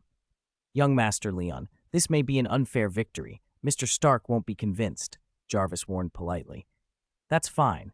I didn't want him to get discouraged after I beat him. Leon walked into the lab. You seem very confident, Jarvis said more as a statement than a question. Of course. Leon powered up Tony's usual workbench. Early-stage suit work is about getting the functions right. It doesn't require breakthrough tech, and I happen to have several modification plans that can be implemented without cutting-edge advances. He thought, not unkindly, of the countless suits Tony had developed in the films and the comics, research paths he already knew, fantasies in his previous life that, here, had been trodden by other Tonys. He just needed to follow those ideas and stay one step ahead. Poor Tony, he would now live in Leon's shadow. Leon moved Dida and Benben out of the garage and started manufacturing. All right, Dida, put the arc reactor on the desk away first. Young Master Leon, Jarvis interrupted. Miss Potts is here for you. Not now. Tell her I'll be out in 3 days. She's already coming down. Then tell her Tony is in the bedroom. I apologize. Perhaps you should really tell Miss Potts that yourself. Before Jarvis finished, Pepper came down the stairs, appearing outside the lab's transparent partition. She saw Leon standing there with an awkward smile, tapped the glass, entered the keypad, and came in. Good morning, Pepper, Leon began. Pepper looked like she'd come to collect a debt. You didn't go to the company yesterday, Leon. Leon had been so absorbed in suit-making he'd forgotten. He tried to laugh it off. Old Joe went in. Joe Bush is diligent. He can handle the workload. That's no excuse to hide out at home. Pepper reached out and smoothed his messy, sleep-creased hair. What were you doing last night? Why are your clothes like this? Oh my God, don't tell me you were copying Tony again, calling cover girls over to the house. Her voice turned dangerous. Leon was like family to her. If Tony had led him astray, she would tear Tony apart. No, no, no, Leon hastily protested. What do you mean again? I'd never do that, and I won't. Rest a million times assured. This mess is all Tony's fault. He took some distance and snatched the oldest arc reactor unit from Dida. Look, Tony even prepared a gift for you. A gift? Pepper's curiosity shifted to the small device in his hands. This is from Tony? The arc reactor? Exactly. Leon embellished the story. This little gadget is an arc reactor, a new kind of cold fusion energy source, the future of humanity. Tony's been working on research related to this. It's his plan for Stark Industries' next step, to bring more benefit to the world. This arc reactor is a gift from him. This is the device he built in the terrorist cave, he added. After replacing it, he intended to give it to you. But you know Tony, he'd never be able to say it outright in 100 years. He offered the arc reactor to Pepper. She didn't take it immediately. She was overwhelmed. The meaning of the gift was enormous and unexpectedly romantic. Pepper covered her mouth with both hands, stunned into silence for a moment. Did he really give this to me? She whispered, then took the small arc reactor carefully. The unexpected happiness left her momentarily at a loss. Chapter 15. Stark is very noisy today. Of course, but if it were him, he would definitely say. Leon mimicked Tony's drawl perfectly. Pepper, I have many habits, but nostalgia isn't one of them. Do whatever you like with it. Smash it, burn it, whatever. Pfft. Pepper couldn't help laughing. She looked down at the arc reactor in her hands as if she might not let it go. That's exactly how he would say it, she said, smiling. So where is he now? Leon shrugged. Sleeping. He's been working all night for days, so I knocked him out. You knocked him out? Oh my goodness, Leon. You did the right thing. Is he in his bedroom? Of course. Go check on him. All right, I'm going. Pepper nodded and hurried out of the lab. Before she left, she turned back. Leon, you too. Rest, okay? I know, Leon grinned. After I finish tidying up these little gadgets, I'll rest. Pepper gave him a satisfied look. Good. After she disappeared down the hall, Leon let out a soft sigh. Whoa, solved.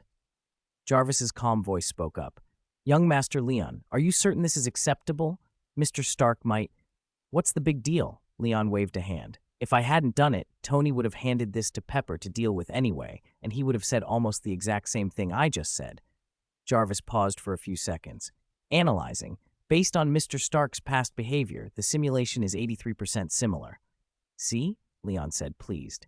I just polished the delivery a little. He spread his hands. Pepper got happy, Tony got happy, and I got free time. Triple win. Mr. Stark will be grateful when he finds out, Jarvis answered. Leon raised an eyebrow. He must be. Now that no one's bothering us, let's get down to building the armor. When Tony finally woke up, the world felt off. Pepper was unnaturally gentle. Jarvis kept asking how he felt. And that kid Leon, he wouldn't even let Tony into his own laboratory. Tony's first reaction was smug suspicion. With Leon's mysterious attitude, surely he hadn't finished the armor and was hiding behind secrecy.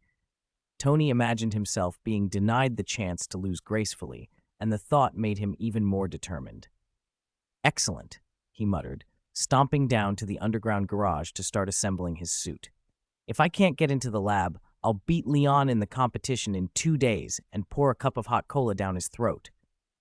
Okay, Dida, push the stand over, and Ben. He waited for mechanical whirs and clicks, then realized something was wrong. Dida, where are you? Ben. He looked around. None of his robotic arms were where they usually were. I can't believe it. Leon didn't even leave me one arm. He turned them all into his own versions. Panic flared. He sprinted back to the lab and, after a brief, if not entirely gentlemanly confrontation, retrieved his little helpers from Leon. Tony didn't have super strength. He had to rely on machinery to assemble the armor. 2 days later, it was a rare sunny morning on the west coast. Sunlight fractured across the ocean in 1,000 sparkling prisms. From Stark Mansion, the view stretched for miles. Sailboats and cruise ships dotted the water, calm and ordinary. But the peace outside did nothing to calm the tension inside the mansion. In the cool-toned underground garage, sunlight slanted in from the entrance and split the hundreds of square feet into light and shadow. Leon walked in from outside. In the sun, his hair seemed almost translucent, haloed in gold. Tony sat in the farthest corner of the garage, annoyingly theatrical in a felt hat with a long brim pulled low over his face. I'm here, Leon said coldly. I've been waiting for you, Tony replied, his eyes hidden beneath the hat. You're going to lose. You shouldn't have come. As the words left Tony's mouth, a sharp, pulsing track suddenly blasted through the garage, aggressive and urgent, as if someone had drawn a pistol and was about to pull the trigger. WTF! Tony jumped out of his chair. He tore off his hat and flung it onto a nearby table. Jarvis, what is this awful noise? Mr. Stark, it is Extreme Ways which young Master Leon requested, Jarvis answered. It is the theme from the Born Identity. Tony stared at Leon. Leon, this is an armor contest, not a gunfight. Are you planning to shoot me if you don't win? What are you talking about? Leon feigned innocence. I'm just using tense, exciting music to let you know you're going to lose. If all bluster made you the winner, then those underground rappers would be kings of the world, Tony retorted. Bragging before you even show your armor, Leon said, unimpressed. Who's the guilty one now? Then show me what you built in 2 days, Tony baited, looking around. Is there anything here for me to see? Or are you too stubborn to admit you can't actually build armor? Leon, don't be like this, Tony said, spreading his hands like an offended elder brother. As your older brother, I taught you to be honest. If you can't do something, apologize and I'll forgive you. Heh, don't get ahead of yourself. You'll see soon enough, Leon smiled. Why not now? Tony challenged. Leon pointed at Tony and said, politely smug, by international custom, ladies first. Tony's face went dark. Kid, I don't remember teaching you that you could talk to a gentleman like that. Is that so? Leon crossed his arms. Then which old man told me ladies first, on my graduation day right before he went on stage? That was almost a year ago, Tony muttered, pinching the bridge of his nose. Leon stayed motionless. All right, it's my fault, Tony conceded at last, ruffling his hair. But don't say stuff like that again. It's rude. Leon nodded. Of course not. I'll only say it to you. Tony turned away, done with the verbal sparring for the moment, and began prepping his armor. The contest was about to begin. Chapter 16. The verbal battle before the competition. Tony stood in front of his self-built testing ground. In the center of the space sat a huge stand. Beneath it stood a 2-meter-tall behemoth covered by a large black cloth, its sharp edges pressed against the fabric, giving it a vaguely humanoid silhouette. That was obviously one of Tony's marks. You should feel honored, Tony announced. He spread his arms. You're about to witness the first appearance of the world's greatest masterpiece with your own eyes. Twice.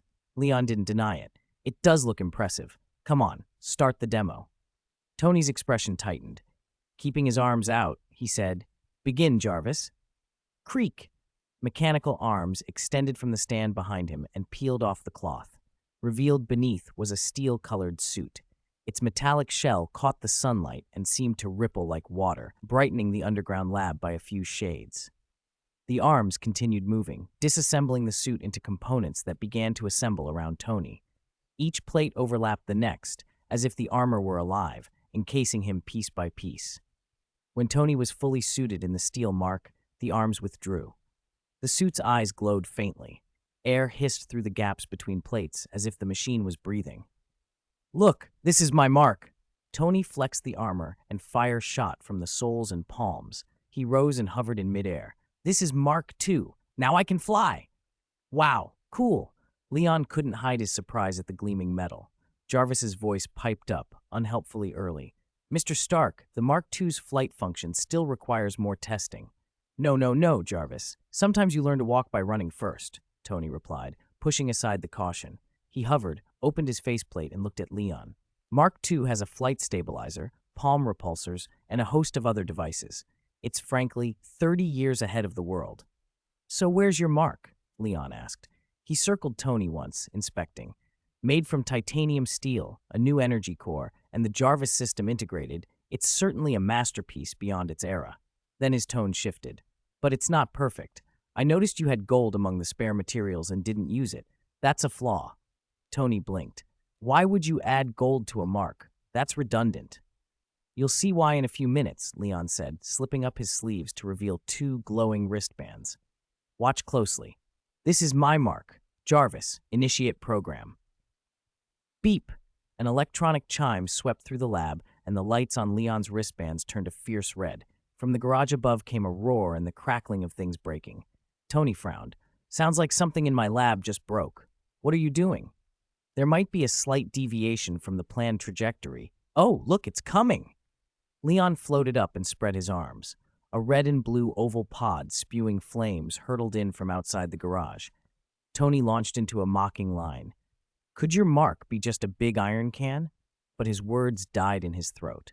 The flying pod began to disintegrate as it entered the workshop. Its outer shell unfolded in midair. Pieces of steel detached and spat flames as they reconfigured, snapping into formation behind Leon. Red and blue panels latched precisely around his torso and limbs, sliding into place with the efficiency of a living organism. When assembly finished, the suit settled into a sleek mark with a blue base and red accents, its eyes flaring alive. Each component adjusted constantly to Leon's movements, as if it were breathing. The new suit fired jets from its soles in the back, keeping Leon afloat. He pointed to different parts of the armor, enumerating its functions. My mark is commanded by these wristbands. When idle, it's a flying pod. When deployed, it can provide remote support. It doesn't currently mount weapons, but there are plenty of reserved hardpoints for them. Most importantly, there's a rear propulsion unit so the wearer can free their hands in flight, useful for combat or, waving hello. And there are other functions, like the new liquid filtration system. It allows the wearer to relieve themselves anywhere while flying. Tony's jaw dropped. He interjected hastily. Wait, that last one sounded disgusting. You plan to pee in the suit? Don't you find that gross? Oh, really? I thought you'd like that function, Leon said, narrowing his eyes. He knew exactly why Tony was reacting. Some lines were meant to needle him. He'd expected the interruption. I'd like it? Are you kidding? That revolting, useless feature is a desecration of the mark.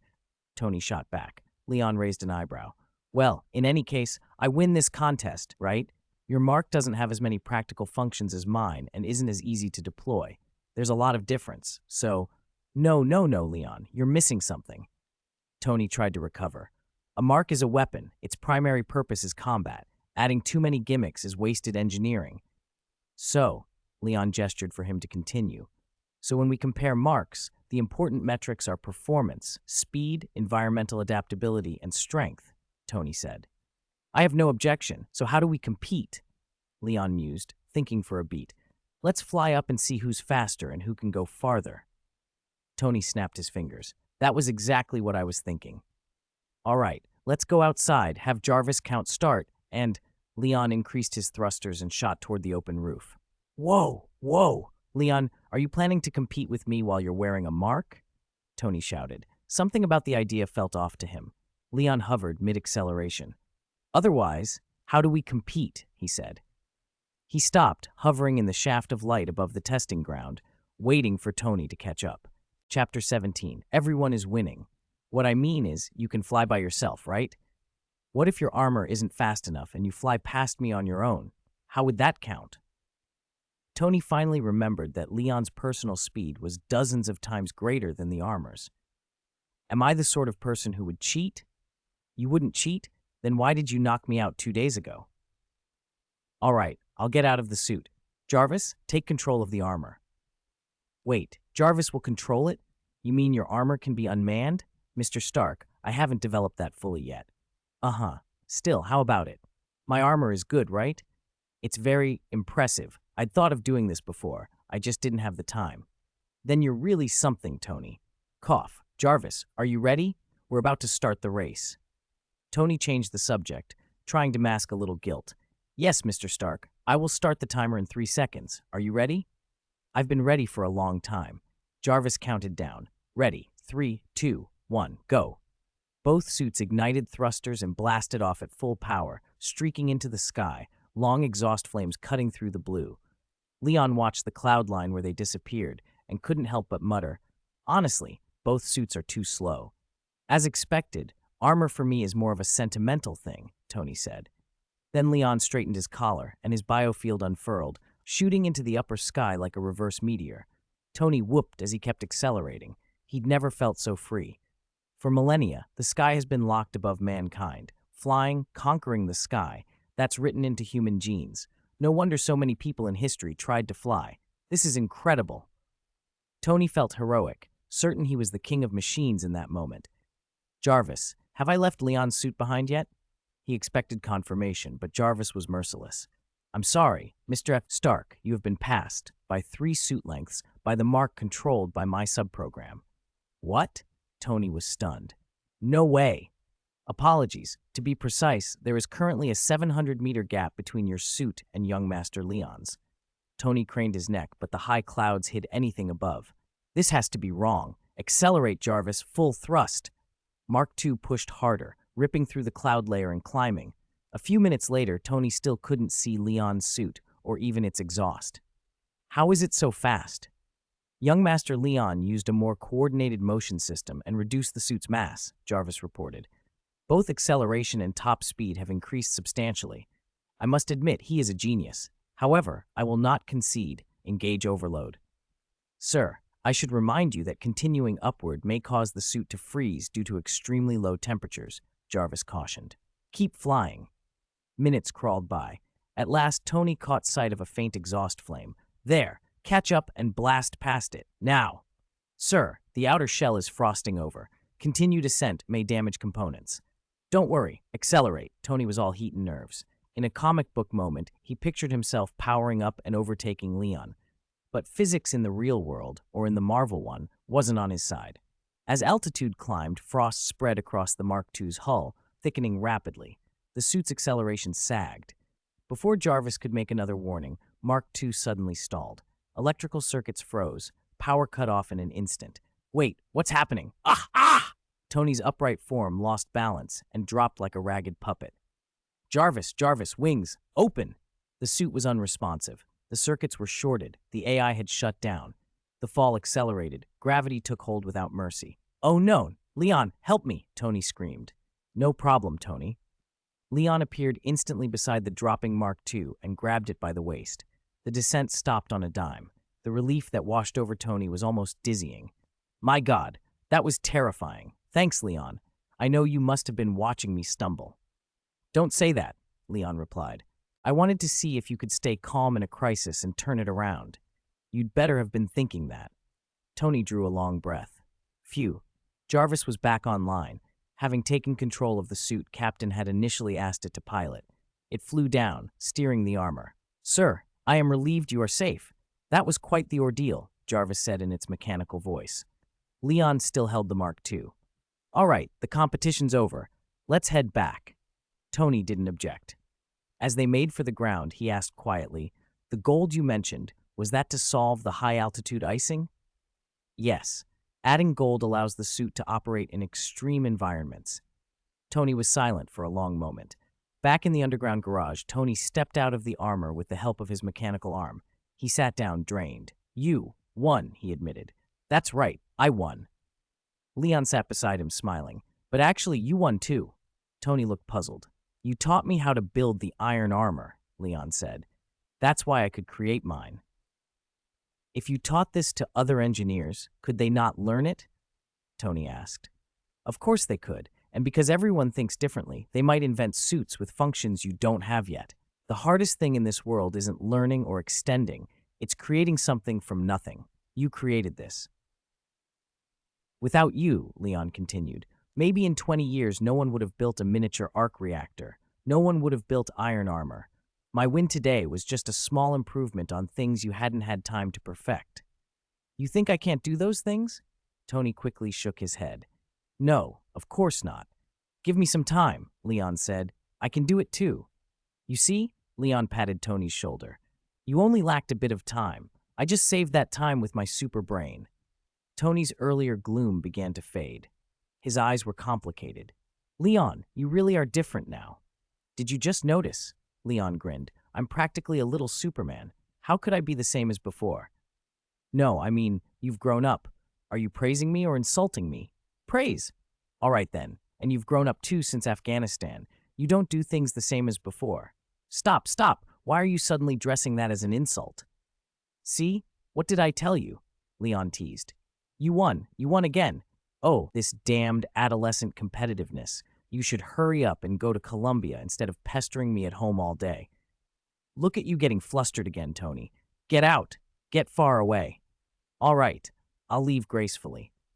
Leon picked up his suit and slipped away like a shadow. That kid? Tony shook his head, thought for a moment, and then smiled. He's really amazing. Chapter 18, Strength Test. A few days later, rain fell in fine sheets and the sky lay under a blanket of dark clouds. The sea beyond the Stark mansion was a patchwork of ripples. In the underground room, Leon stood in a tight-fitting sensor suit, circular iron plates fastened all over his body, sensor wires trailing to a massive machine. He flexed his wrists. Today was the day he and Tony had agreed to test his strength and new abilities. Tony had dragged him out of bed at dawn, despite the gloomy skies. After washing and a quick breakfast, they'd come straight to the underground room. Fixed on the wall facing the sea was a circular iron block, 3 meters in radius, the strength tester. Tony was brimming with confidence as he explained, half a year ago after you went to space, I had a feeling this day would come, so I built this tester ahead of time. Most of its material is a tungsten alloy I synthesized, he went on. High melting point, high density, great wear resistance. 1,000,000 tons sitting on it won't deform it, and tens of thousands of tons of impact won't damage it. The alloy I used here could have been light years ahead if used to build battleships. He stood at the computer desk and grinned. Relax, I guarantee you can't break it. Leon arched an eyebrow. You sound just as cocky as when we competed a few days ago. Tony blinked. Not the same thing. Anyway, you just stand in front of it, punch with everything you've got, and leave the rest to me. No, at least put on your Iron Man suit first. Tony slapped his forehead. I'm more than 10 meters away. That's not safe. Since when did you get so nervous? Put it on, Leon insisted. All right, I'll wear it. Tony spread his hands dramatically. If it makes our little princess feel better, I'll wear anything. 2 bracelets on his wrists glowed red. Seconds later, a red and gold flight pod zipped in from the garage and sprayed itself over Tony, forming an Iron Man suit around him. It was Mark III, the new suit Tony had replicated from Leon's data over the past few days. Functionally, it was almost identical to the Mark VII from the movies, except for the energy source and one deliberate omission. Tony had removed the liquid circulation cooling system. He'd done it on purpose to show off, and probably to learn his lesson about pride later. Is that enough? Tony swung his legs out and waited, clearly eager to see what Leon could do. Leon frowned. I hope this tester you built is as tough as your mouth. He planted himself in front of the black tester and drew a deep breath. The air in the underground room began to move, swelling into a gale. Papers and loose objects skittered across the floor. Tony watched, stunned, as Leon slowly squatted, muscles rippling like carved stone. Leon let out a low roar and launched a punch. The underground room exploded into chaos. Boom! A concussion like a missile blast filled Tony's ears. Rocks shattered, dust and mist filled the air. The gust hurled Tony backward. Flailing furniture crashed toward him as if swept by a hurricane. If Jarvis hadn't automatically fired the suit's thrusters, Tony would have been swept out of the room. The thrusters saved him, holding him steady against the blast. The chaos lasted only a dozen seconds. When the world stopped pitching, the room was buried in dust and visibility dropped to almost zero. Tony killed the thrusters, landed, and stumbled a few steps. Then he heard Leon exhale, a long, quiet whoosh, and a gentler wind blew away the lingering smoke and debris. Visibility snapped back into focus. What Tony saw made his brain short-circuit. The underground room looked like a bomb site. Walls crumbled, pockmarked with holes. Everything installed in the room, glass cases, machinery, lighting, was destroyed. The row of limited edition sports cars was gone. The tester mounted on the wall, which Tony had sworn was indestructible, was merely an empty hole now, opening onto the misty sea. My God, Tony breathed.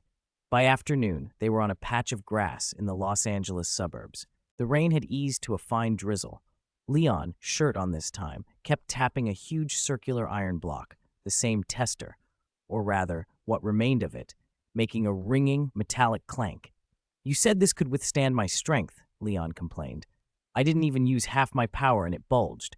Then it fell into the sea, and I had to dive to the bottom to salvage it. Tony stood about 50 meters away in his suit, running diagnostics and calibrating data through a wireless link. He sounded incredulous. Even God wouldn't have predicted your strength. Jarvis and I modeled your gains based on the data from when you were in Los Angeles 3 months earlier. Back then, over 90 days, your strength rose by a few hundred tons. We estimated that after returning, you'd be between 1 and 5,000 tons and your speed wouldn't exceed Mach 5.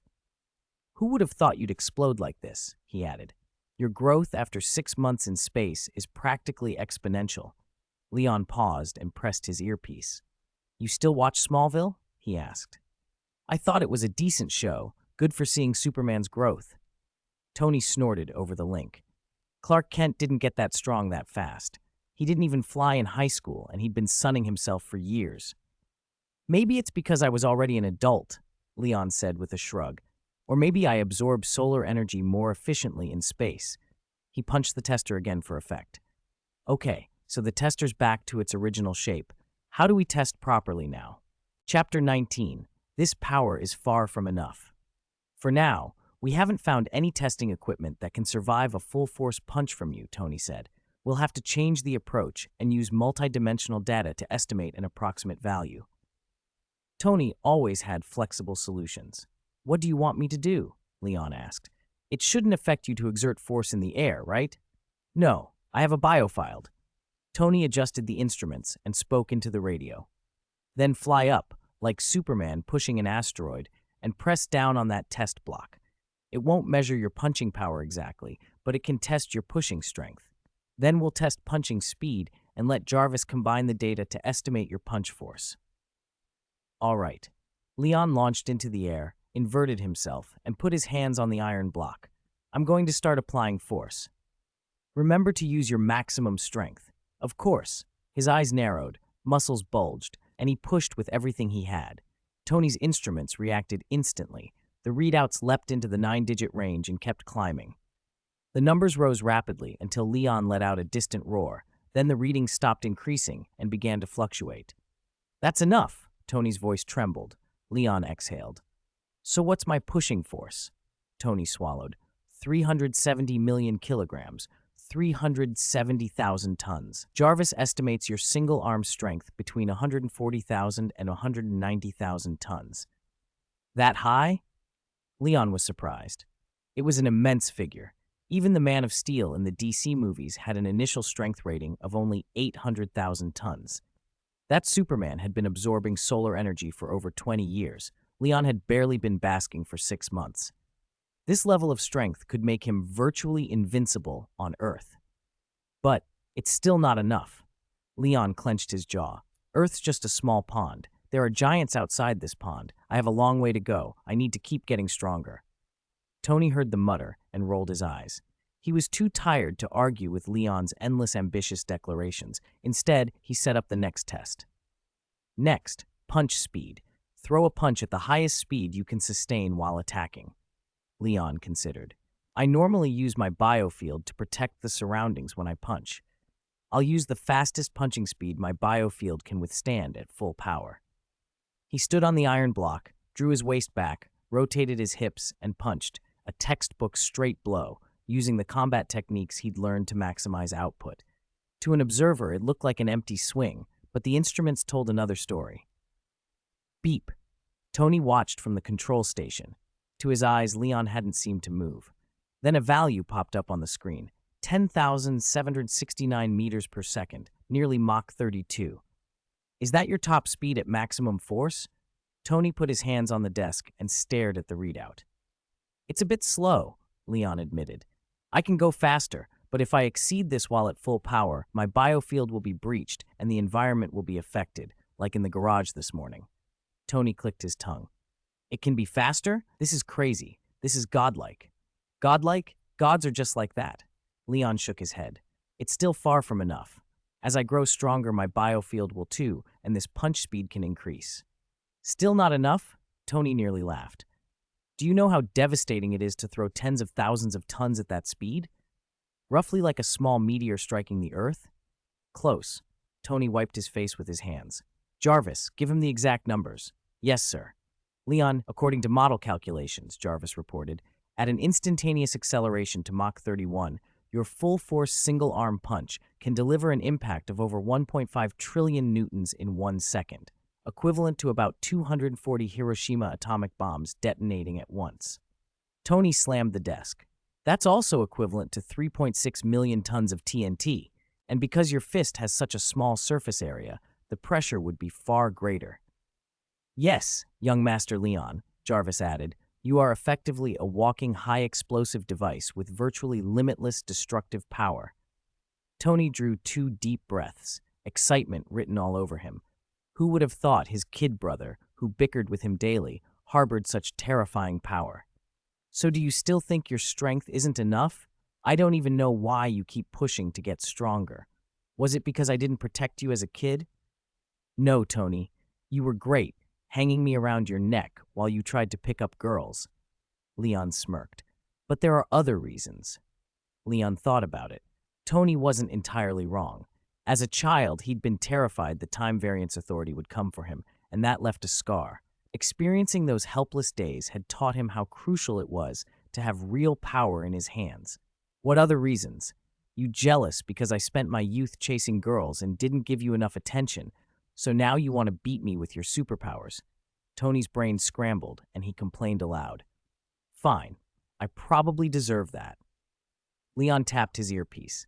Let's move on. There's more that'll shock you. Over the next hour, Leon was put through a battery of tests: heat ray temperature, freezing breath range, supervision, flight performance. Tony's reactions ran the gamut, from stunned silence to near hysteria, from God to holy to "you're screwed." A heat ray that reached 6,000 degrees and could be adjusted in power and range? Leon shrugged and called it barely usable. Freezing breath that could flash freeze several kilometers of terrain? Still far too weak. Supervision that could see through the whole globe but not through lead? Has its flaws, better not used. Superhearing? Too noisy, not very practical. By the end of it, Tony was numb. He wanted to laugh, cry, and throttle Leon all at once. The little brother who confidently declared his powers insufficient had just laid out an arsenal that made Tony's jaw ache. And then, Tony slumped in his chair, glassy-eyed, one hand lazily moving the mouse. What's the next ability to test? Chapter 20, Tony's Family Talk. Next ability? That's it. We're done with the tests, Tony. Leon spread his hands. Done? Tony's face brightened at the news. He straightened instantly and leaned toward the chart on the computer. I thought you'd give me a whole page of abilities. A whole page? No way. It can't be that over the top. Leon floated closer. Why not? Tony adopted an exaggerated tone. I remember you saying you had all of Superman's powers. I thought you were going to show off, like the time reversal bit from Superman 1 or healing wounds with heat vision. Leon landed in front of him. Don't be ridiculous. I don't have anything like that. You said it yourself. You have all of Superman's powers. Tony pressed, grinning. I still remember the solemn way you swore that in the garage. Leon was speechless, hit by his own boomerang. Tony's mental comparison wasn't to some idealized comic book Superman, but to cinematic versions. In his head, the image of Superman was exaggerated. Leon sighed. Okay, I take that back. I don't have all the comic book nonsense. I only have Kryptonian abilities. Superman is strong because he's the protagonist in the comics, Tony mused. His Kryptonian kin aren't as powerful as he is. Same with me. Leon walked to the computer and checked the records. Look at how fast my strength has been improving lately. I reckon I'm getting close to a limit. Tony found the idea fascinating. It makes sense. A reproducing species shouldn't have an ability for infinite evolution. Maybe we can run a simple model, estimate your future growth curve. That's exactly what I want to do, Leon said. But I'll need your help for the tests that follow. No problem. Tony happily took that on. Leon smiled and tapped his shoulder. Thanks, Tony. But for now, we've got to go home. There's an underground room waiting for repairs. You shouldn't have mentioned the underground room. I can already picture Pepper's angry face. Tony looked up at the sky where rain fell in a steady sheet. Fine. Pepper is yours. The underground room is mine. I don't really like that deal, but deal. Night. Leon used his biofield together with heat vision and freezing breath to solidify the last section of the rebuilt wall. He casually wiped cement from his palm on his denim jumpsuit. Phew, done. He leaned against the wall and surveyed his evening's work with satisfaction. The battle-damaged underground room, once full of holes, had been completely renovated, the paint even redone. Superpowers definitely boosted productivity.